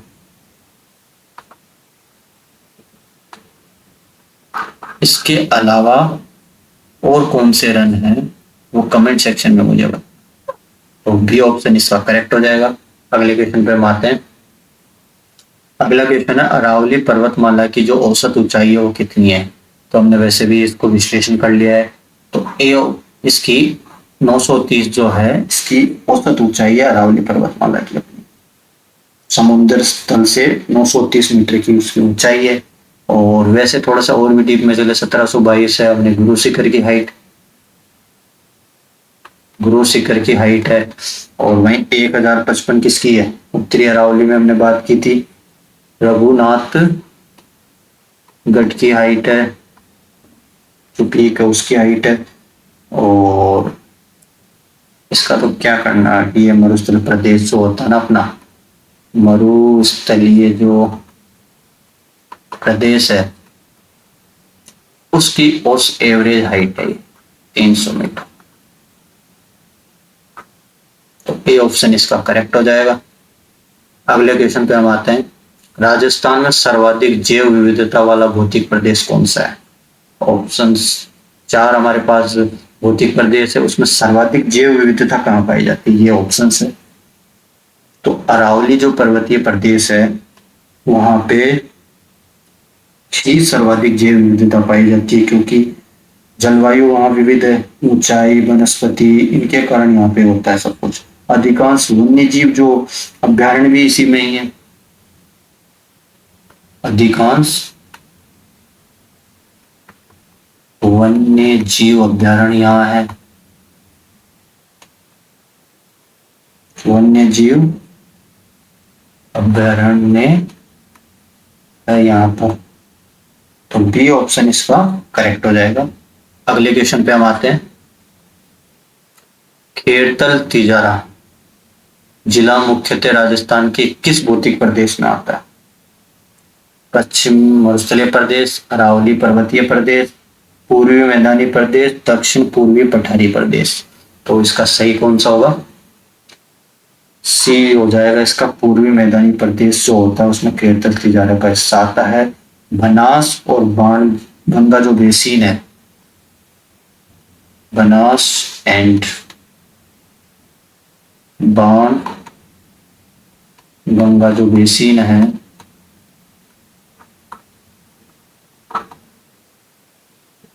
के अंतर्गत ये आता है। पहली बात तो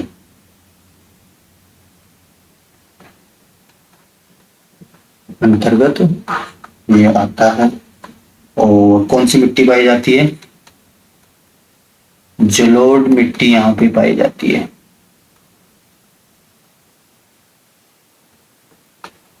जलोढ़ मिट्टी यहाँ पर पाई जाती है। तो सी ऑप्शन इसका करेक्ट हो जाएगा। अगला क्वेश्चन यह है कि हाड़ौती पठार की मिट्टी का किस प्रकार की, हाड़ौती पठार की मिट्टी किस प्रकार की है? रेतीली, जलोढ़, काली या पर्वतीय?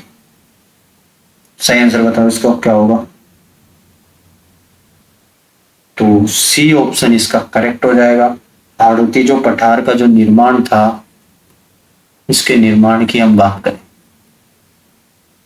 तो इसका जो निर्माण है वो कब हुआ था? वैस किससे हुआ है? पहली बात तो बेसाल्टिक जो लावा है, बेसाल्टिक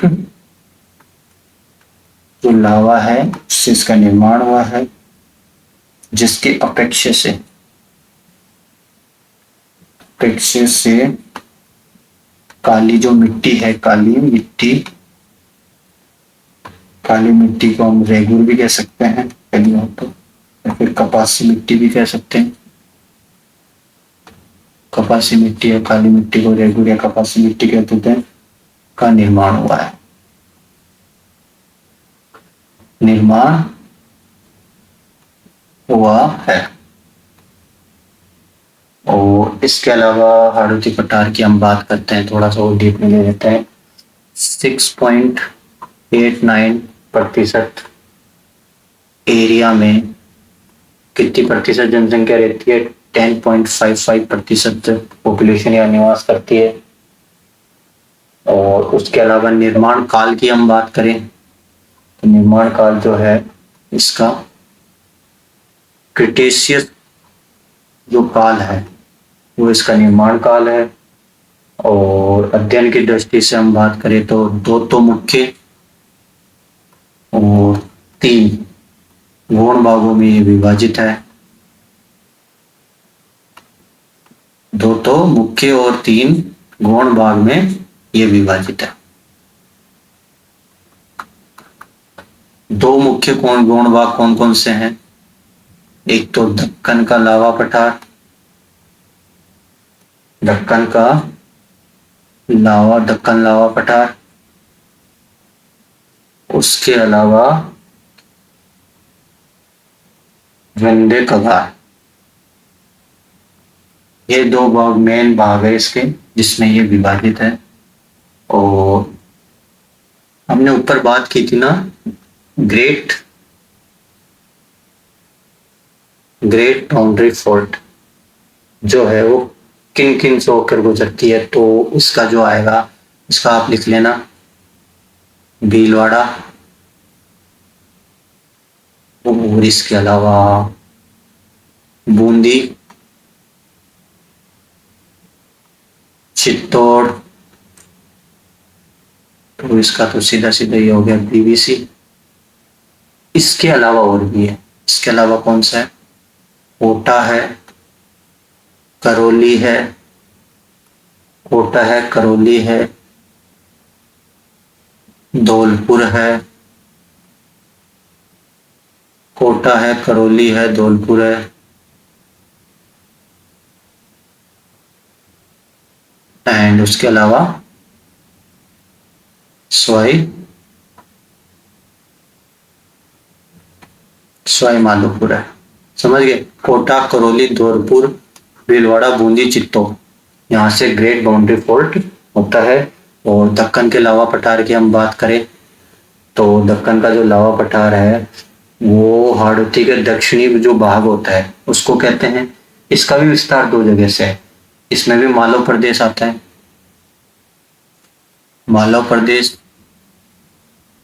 और ऊपरमाल की हम बात करें तो ये जो है ये बिजोलिया का जो भीलवाड़ा है, भीलवाड़ा के जो बिजोलिया है वहां से चित्तौड़ का जो बेसुरगढ़ है वहां तक ये फैला हुआ है। वही मालव प्रदेश की हम बात करें, मालव प्रदेश की हम बात करते हैं तो मालव प्रदेश की हम बात करें तो मालव प्रदेश कहां से कहां तक फैला हुआ है? प्रतापगढ़ व झालावाड़ तक ही। प्रतापगढ़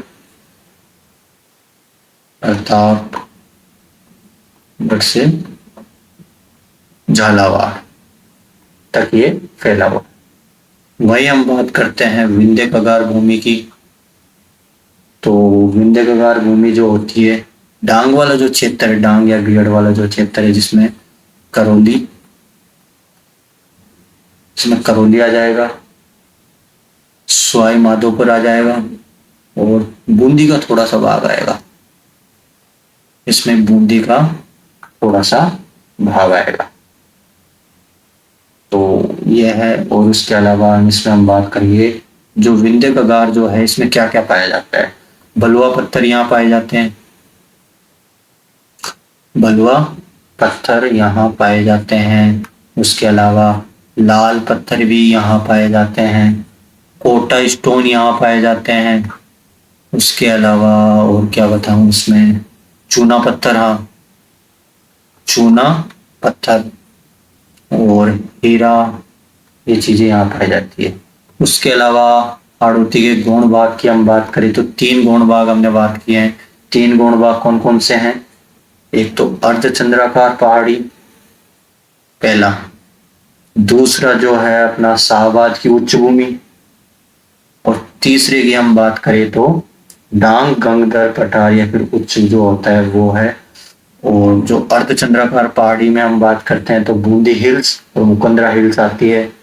मुकुंदरा हिल्स जो फैला हुआ है वो अपना कोटा और झालावाड़ में फैला हुआ है। घाटोली दर्रा जो मुकुंदरा हिल्स में है। शाहबाद की उच्च भूमि की हम बात करते हैं तो ये बारह जो है वहां पे घोड़े के नाल जैसी पहाड़ी है। उसके अलावा डांग गंगदर की हम बात करें तो ये झालावाड़ में है। डांग गंगदर, ये क्वेश्चन भी होता है कि डांग गंगदर जो होता है कहाँ कैसे क्या है, तो ये झालावाड़ के दक्षिण पश्चिम में है। और इसकी ढाल की हम बात करते हैं तो दक्षिण से उत्तर की तरफ है। वो मैंने थोड़ा जो भी इम्पोर्टेंट चीजें थी अपने आड़ती पठार से जो सारा मैंने बता दिया है। वो एप्लीकेशन पे हम आते हैं। राजस्थान का कौन सा भौतिक प्रदेश खनिजों का अजायब घर कहलाता है? कौन सा कहलाता है? ऑप्शन है मरुस्थलीय प्रदेश, अरावली पर्वतीय प्रदेश, पूर्वी मैदानी प्रदेश, दक्षिण पूर्वी पठारी प्रदेश। तो बी ऑप्शन इसका करेक्ट हो जाएगा। अरावली जो पर्वतीय प्रदेश होता है उसमें सर्वाधिक हम बात करते हैं तो धात्विक धात्विक और अधात्विक खनिज पाए जाते हैं। खनिज मिलते हैं यहाँ पे, और इसलिए इसको अजायब घर इसको कहते हैं। इसके अलावा हम बात करते हैं तो मरुस्थलीय प्रदेश में हम बात करें, मरुस्थलीय प्रदेश में क्या मिलता है वैसे खनिजों के कर तो ऊर्जा खनिज यहाँ मिलेंगे। ऊर्जा खनिज यहाँ मिलेगा अपन को। उसके अलावा अधात्विक खनिज भी यहाँ मिल जाता है। अधात्विक खनिज यहाँ अपन को मिल जाता है। तो बी ऑप्शन इसका सही है। अगले क्वेश्चन पे हम आते हैं। अगला क्वेश्चन है पैराबोलिक बालू का स्तूप की आकृति कैसी होती है? अर्धचंद्राकार, तारेनुमा, महिलाओं की हेयरपिन के समान या रेखीय? तो इसका सही कौन सा होगा? जो पैराबोलिक बालू का स्तूप जो होता है वो महिलाओं की जो हेयरपिन होती है उसके जो बालों में लगाई जाती है हेयरपिन उसके समान ही होती है। तो सी ऑप्शन इसका करेक्ट हो जाएगा। और राजस्थान में सर्वाधिक ये पाया जाता है। राजस्थान में सर्वाधिक पाया जाता है। उसके अलावा सभी मरुस्थलीय जिलों में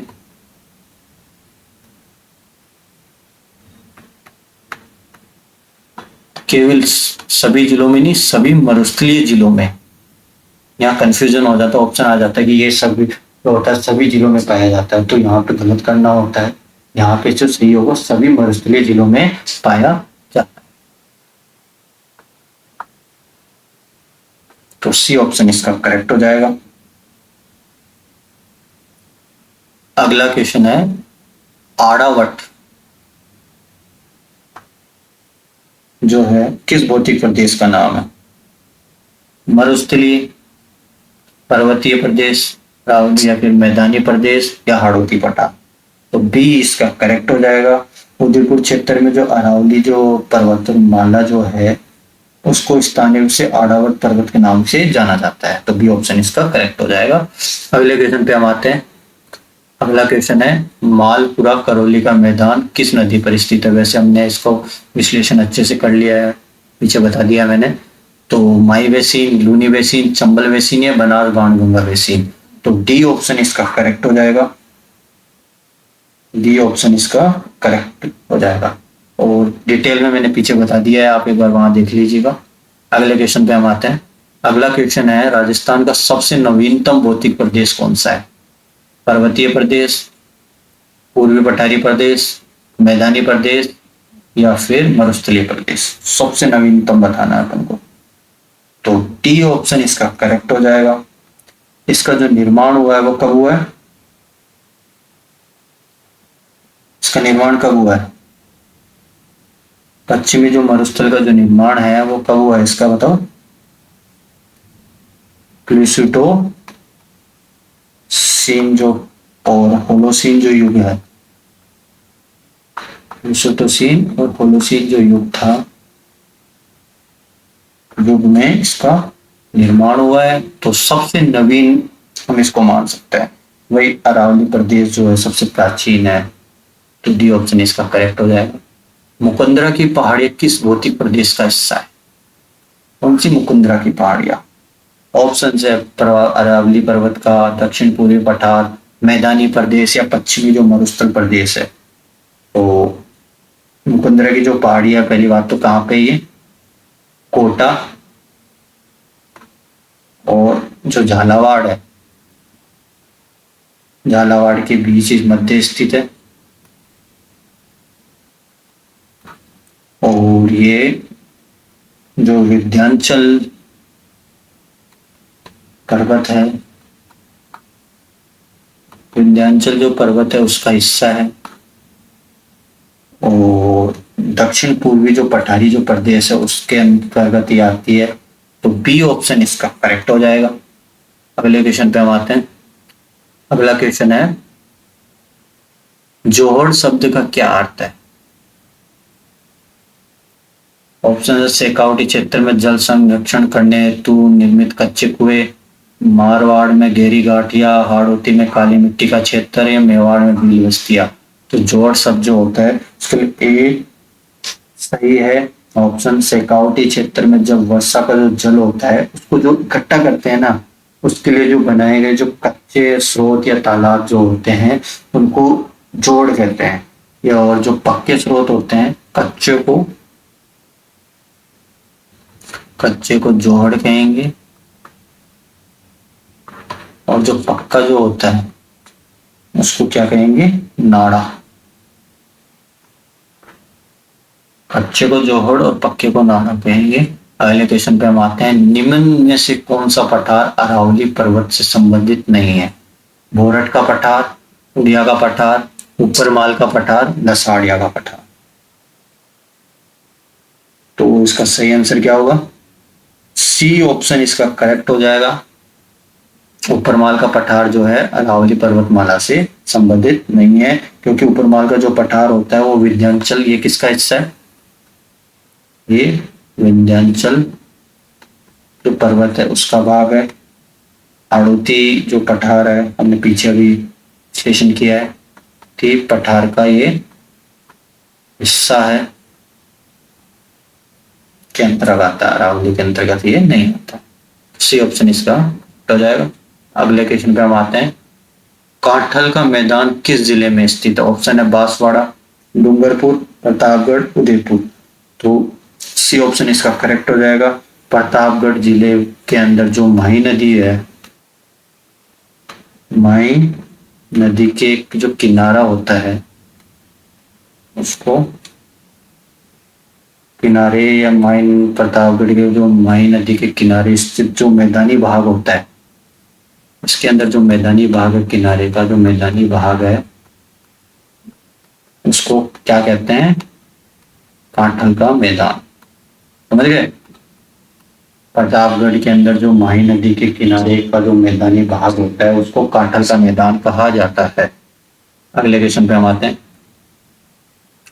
निम्न में से किस भौतिक प्रदेश में अवसादी चट्टानों की प्रधानता है? अरावली, पूर्वी पठारी प्रदेश, मरुस्थलीय प्रदेश या इनमें से कोई नहीं। तो सी ऑप्शन इसका करेक्ट हो जाएगा। पश्चिमी जो मरुस्थलीय प्रदेश जो भौतिक प्रदेश है उसमें अवसादी जो चट्टानें होती है, अवसादी चट्टानें मतलब परतदार चट्टानें जो होगी उनका चट्टानों की प्रधानता होती है। ये क्यों है? 33 सागर जो था निर्माण जो था, मरुस्थलीय प्रदेश का निर्माण जो था 33 सागर में अवसादों के जमाव के कारण ये हुआ है। और ऊर्जा खनिज जो होते हैं यहाँ पे सबसे ज्यादा मिलते हैं। दूसरे बात, ऊर्जा खनिज ज्यादा मिलेंगे यहाँ पे। उसके अलावा अधात्विक भी मिलते हैं। पैदात्विक खनिज भी यहाँ पे मिलेंगे अपन को, पैदात्विक खनिज भी मिलेंगे। भाई अरावली की हम बात करें तो अरावली में मुख्यतः कायांतरित जो चट्टानें होती है, कायांतरित चट्टानें जिसमें ग्रेनाइट, ग्रेनाइट मेस वाली जो चट्टान ये पाई जाती है। वहीं हाड़ौती पठार की हम बात करें, हाड़ौती में बेसोल्टिक जो आग्नेय चट्टानें होती है वो मुख्यतः होती है। तो सी ऑप्शन इसका करेक्ट हो जाएगा। अगले क्वेश्चन पे आते हैं। राजस्थान का कौन सा शहर थार का मरुस्थल, थार मरुस्थल का प्रवेश द्वार कहलाता है? जोधपुर, जैसलमेर, बीकानेर, बाड़मेर। ए ऑप्शन इसका करेक्ट हो जाएगा। भौगोलिक स्थिति के कारण इसको थार मरुस्थल का प्रवेश द्वार कहते हैं। वहीं तो ए ऑप्शन इसका करेक्ट हो जाएगा। अगले क्वेश्चन पे हम आते हैं। भाखड़ नामक स्थलाकृति किस जिले में स्थित है? ऑप्शन है उदयपुर, सिरोही, राजसमंद, पाली। तो भाखड़ जो होता है वो सिरोही में स्थित है। एक पहाड़ के जो ये है एक तरफ तीव्र ढाल वाली जो चीज होती है उसको भाखड़ कहते हैं। पूर्वी जो सिरोही क्षेत्र में तीव्र ढाल वाली जो उबड़ खुबड़ पहाड़ियां, स्थानीय भाषा में इसको भाखड़ कहते हैं, भाखड़ कहते हैं। अगले क्वेश्चन पे हम आते हैं। अगला क्वेश्चन है बा बोल्डर बेड। बा बोल्डर बेड किस भूगर्भीय काल से संबंधित है? Jurassic, Cretaceous, Permo Carboniferous, Pleistocene. तो इसका सही आंसर कौन सा होगा? सी ऑप्शन इसका करेक्ट हो जाएगा। सी ऑप्शन करेक्ट हो जाए। ये फलोदी जो जिला है के भाग गांव में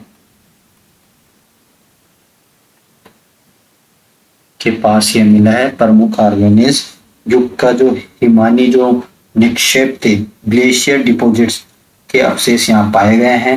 इसको बोल्डर बेड कहा जाता है। तो सी ऑप्शन इसका करेक्ट हो जाएगा। अगले क्वेश्चन पे हम आते हैं। बियर्ड या फिर उत्खात भूमि, बेडलैंड टॉपोग्राफी का निर्माण किस नदी के द्वारा होता है? बनास, लूनी, माही, चंबल। तो इसका तो सीधा सीधा है कि चंबल नदी के द्वारा ही, चंबल जो नदी है उसके द्वारा बियर्ड उत्खात भूमि जो होती है उसका निर्माण उसके द्वारा होता है। क्योंकि सर्वाधिक जो अवनाली का अपरदन होता है वो यही होता है, चंबल नदी के कारण होता है, जिसके कारण काफी बड़े बड़े गड्ढे ये चीजें हो जाती है। ये बहाव क्षेत्र है तो ये जो वैसे खड्डे हो जाते हैं काफी ज्यादा। बियर्ड भी कहते हैं इनको, टीले वाली जो उबड़ खाबड़ भूमि का निर्माण कर देता है, ये उत्खात भूमि कहते हैं बेसिकली इसको। तो सी ऑप्शन, डी ऑप्शन इसका करेक्ट हो जाएगा। अगले क्वेश्चन पे हम आते हैं। अगला क्वेश्चन है। राजस्थान का कौन सा भौतिक प्रदेश सर्वाधिक उपजाऊ है? 4 भौतिक प्रदेश है, उसमें से सर्वाधिक उपजाऊ भौतिक प्रदेश बताना है कौन सा है। तो मैदानी जो पूर्वी मैदानी प्रदेश है वो सर्वाधिक उपजाऊ प्रदेश है। क्योंकि पहली बात तो इसका जो निर्माण है नदियों द्वारा लाई गई, जो नदियों के द्वारा लाई गई जो जलोढ़ मिट्टी है, जलोढ़ जो मिट्टी है उससे हुआ है, जलोढ़ मिट्टी से हुआ है, सर्वाधिक उपजाऊ है। वही हम एक ही हम ऑप्शन की बात करें तो कम उपजाऊ है, ये थोड़ा कम है। उसके अलावा हम बात करते हैं अरावली की, तो मिट्टी पर्वतीय है, जो सोइल है वो पर्वतीय है। उसके अलावा कम उपजाऊ है।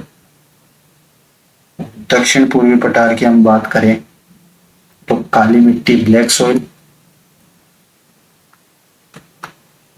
ब्लैक सॉइल ये काली मिट्टी है, उपजाऊ है, उपजाऊ तो है ही है, पर जो ये जलोढ़ मिट्टी है ना उससे कम है। तो सी ऑप्शन इसका करेक्ट हो जाएगा। अगले क्वेश्चन पे आते हैं। मेरू, मेरू किस भौतिक प्रदेश का पौराणिक नाम है? मरुस्थलीय प्रदेश, पर्वतीय प्रदेश, मैदानी प्रदेश या फिर दक्षिण पूर्वी पठारी प्रदेश? बताओ इसका क्या आएगा? बी ऑप्शन इसका करेक्ट हो जाएगा। बी ऑप्शन इसका करेक्ट हो जाएगा। अरावलीय पर्वतीय प्रदेश को मेरु प्रदेश कहते हैं। मरुस्थलीयों को मरु प्रदेश। और अगले क्वेश्चन पे आते हैं। सेम समस्या से सर्वाधिक प्रभावित जिला कौन सा है? जैसलमेर, बाड़मेर, हनुमानगढ़, बीकानेर। तो इसका जो सही होगा वो सी ऑप्शन इसका करेक्ट हो जाएगा। इंदिरा गांधी जो नहर है, INGP, जो उसके जो क्षेत्र एरिया हो गया, उसमें जो जल रिसाव होता है, जल रिसाव के कारण भूमिगत जल स्तर ऊपर आ जाता है। भूमिगत जल रिसाव होगा तो भूमिगत जो जल होगा, जल स्तर ऊपर आ जाता है। वैसे भूमिगत जल स्तर ऊपर आ जाएगा तो क्या हो जाएगा? जो भूमि है वो क्या हो जाएगी? दलदली हो जाएगी। दलदली ज्यादा हो जाएगी तो उपजाऊ कम होगी।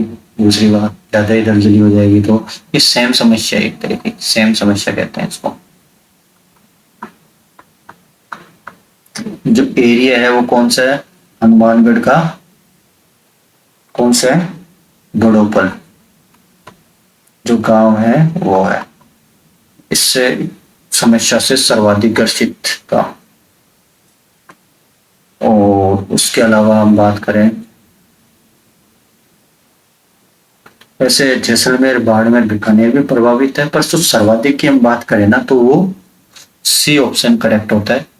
अगले क्वेश्चन पे हम बात करते हैं। अगला क्वेश्चन है, राजस्थान के किस भौतिक विभाग में राज्य की न्यूनतम जनसंख्या निवास करती है? मरुस्थलीय, पर्वतीय, मैदानी, पूर्वी पठारी प्रदेश। तो बी ऑप्शन इसका करेक्ट होगा। कुल जनसंख्या का 10% यहाँ पे निवास करती है। और वहीं पे हम बात करते हैं पठारी प्रदेश की, तो 11% जनसंख्या यहाँ पे निवास करती है।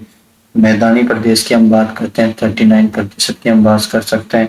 वहीं पे हम बात करें पश्चिमी मरुस्थलीय प्रदेश की तो 40% यहाँ पे निवास करती है। समझ गए? तो बी ऑप्शन इसका करेक्ट आएगा। अगला क्वेश्चन है, बरदर्रा किस जिले में स्थित है? पाली, अजमेर, राजसमंद, ब्यावर। तो डी ऑप्शन इसका करेक्ट हो जाएगा। बरदर्रा जो होता है, पहली बात तो मध्य अरावली में है। मध्य अरावली में यह स्थित है। एक प्रमुख दर्रा है जो कि ब्यावर में स्थित है। और NH 25, NH कौन सा? नेशनल हाईवे कौन सा? 25। NH 25 जो है, कौन सा? NH जो 25 है उसको जो मार्ग है उसको मार्ग को गुजरने का प्रदान करता है। और मारवाड़ को NH 25 का मार्ग इधर से ही है और मारवाड़ को मेरवाड़ा जो है से जोड़ता है। मारवाड़ को मेरवाड़ा से जोड़ता है। वही हम बात करते हैं पाली के लिए। पालोरी में कौन सी है? देसुरी नाल है। पाली में देसुरी नाल है। और सोमेश्वर दर्रा है। सोमेश्वर दर्रा है। तो ये चीज है, तो इसका डी ऑप्शन इसका करेक्ट हो जाएगा। तो ये आज हमारे राजस्थान की जो भौगोलिक भू आकृतिक जो प्रदेश है, भौगोलिक प्रदेश है, उसके कुछ इंपॉर्टेंट क्वेश्चंस थे जो हमने किए हैं। और ऐसे ही आगे की MCQ सीरीज भी हम जीरो टू हीरो वाली जो MCQ सीरीज है वो लाते रहेंगे। और हमारा अभी जैसे कि ERO बैच हमने लॉन्च किया है ऐप पे, इसमें हमारे पास PDF कोर्स है जिसमें आपको टॉपिक वाइज PDFs मिलेगी। इसमें PDFs के आसपास और उसके बाद जो पार्ट बी है, पार्ट बी के भी टॉपिक वाइज MCQ आपको यहाँ पे मिलेंगे। MCQ टॉपिक वाइज है, उसके साथ ही हर सब्जेक्ट की एक MCQ बुक भी आपको दी जाएगी। जो आपके इस एग्जाम के लिए महत्वपूर्ण होगी। और इसमें जो क्वेश्चंस है आपके बेसिक टू एडवांस लेवल है, जिसमें आपका सब कुछ कवर हो जाएगा। आरपी जो कह रहे हैं कि आजकल आरपीएससी न्यू ट्रेंड के अनुसार क्वेश्चंस पूछ रही है, तो वो भी इसमें कवर है। इसके अलावा पैनोरमा इसमें कवर है, और उसके अलावा पप्पू सिंह प्रजापत जो है राजस्थान हिस्ट्री एंड कल्चर की, वो कवर है। और राजस्थान ज्योग्राफी की हम बात करते हैं क्वेश्चंस में, तो जो नोट्स है वो स्प्रिंग बोर्ड के नोट्स है और बूस्ट एकेडमी के नोट्स है। और उसके अलावा पैनोरमा है हरिमोहन सक्सेना की, जो राजस्थान ज्योग्राफी है वो इसमें कवर है। उसके अलावा राजस्थान पॉलिटी की हम बात करें तो पैनोरमा कवर है। और इंडिया की पॉलिटी की हम बात करें यार में, तो लक्ष्मीकांत पूरी कवर है। उसके अलावा लक्ष्मीकांत के अलावा पीवाईक्यू भी कवर है उसमें। मैं इंडिया पॉलिटी के लगभग मैंने 70 पीडीएफ अपलोड किए टॉपिक वाइज। उसके अलावा 30 से 40 पीडीएफ और अपलोड हो जाएगी, तो ये सफिशिएंट है इंडिया पॉलिटी के लिए। तो आप जल्दी, बिल्कुल मिनिमम प्राइस पे है और ज्यादा नहीं है। टीआरओ का जो बैच है हमारा ओनली 199 रुपीज में है, आप ज्वाइन कीजिए। पर्सनल मेंटरशिप गाइडेंस आपको सब मिलेगा, और शॉर्ट नोट्स की और जो नोट्स है ट्रिक्स है वो आपको पर्सनल ग्रुप में ऐड कर दिया जाएगा, उसमें आपको दी जाएगी। उसके अलावा हमारे पास REET level 1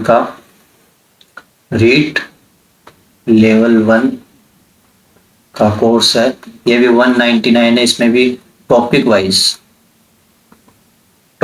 wise PDFs upload है। उसके अलावा क्यूज भी, कुछ सब्जेक्ट्स के क्यूज अपलोड है इसमें। और ये हमारा अंबर प्रेप का जो प्ले स्टोर पे अंबर प्रेप के नाम से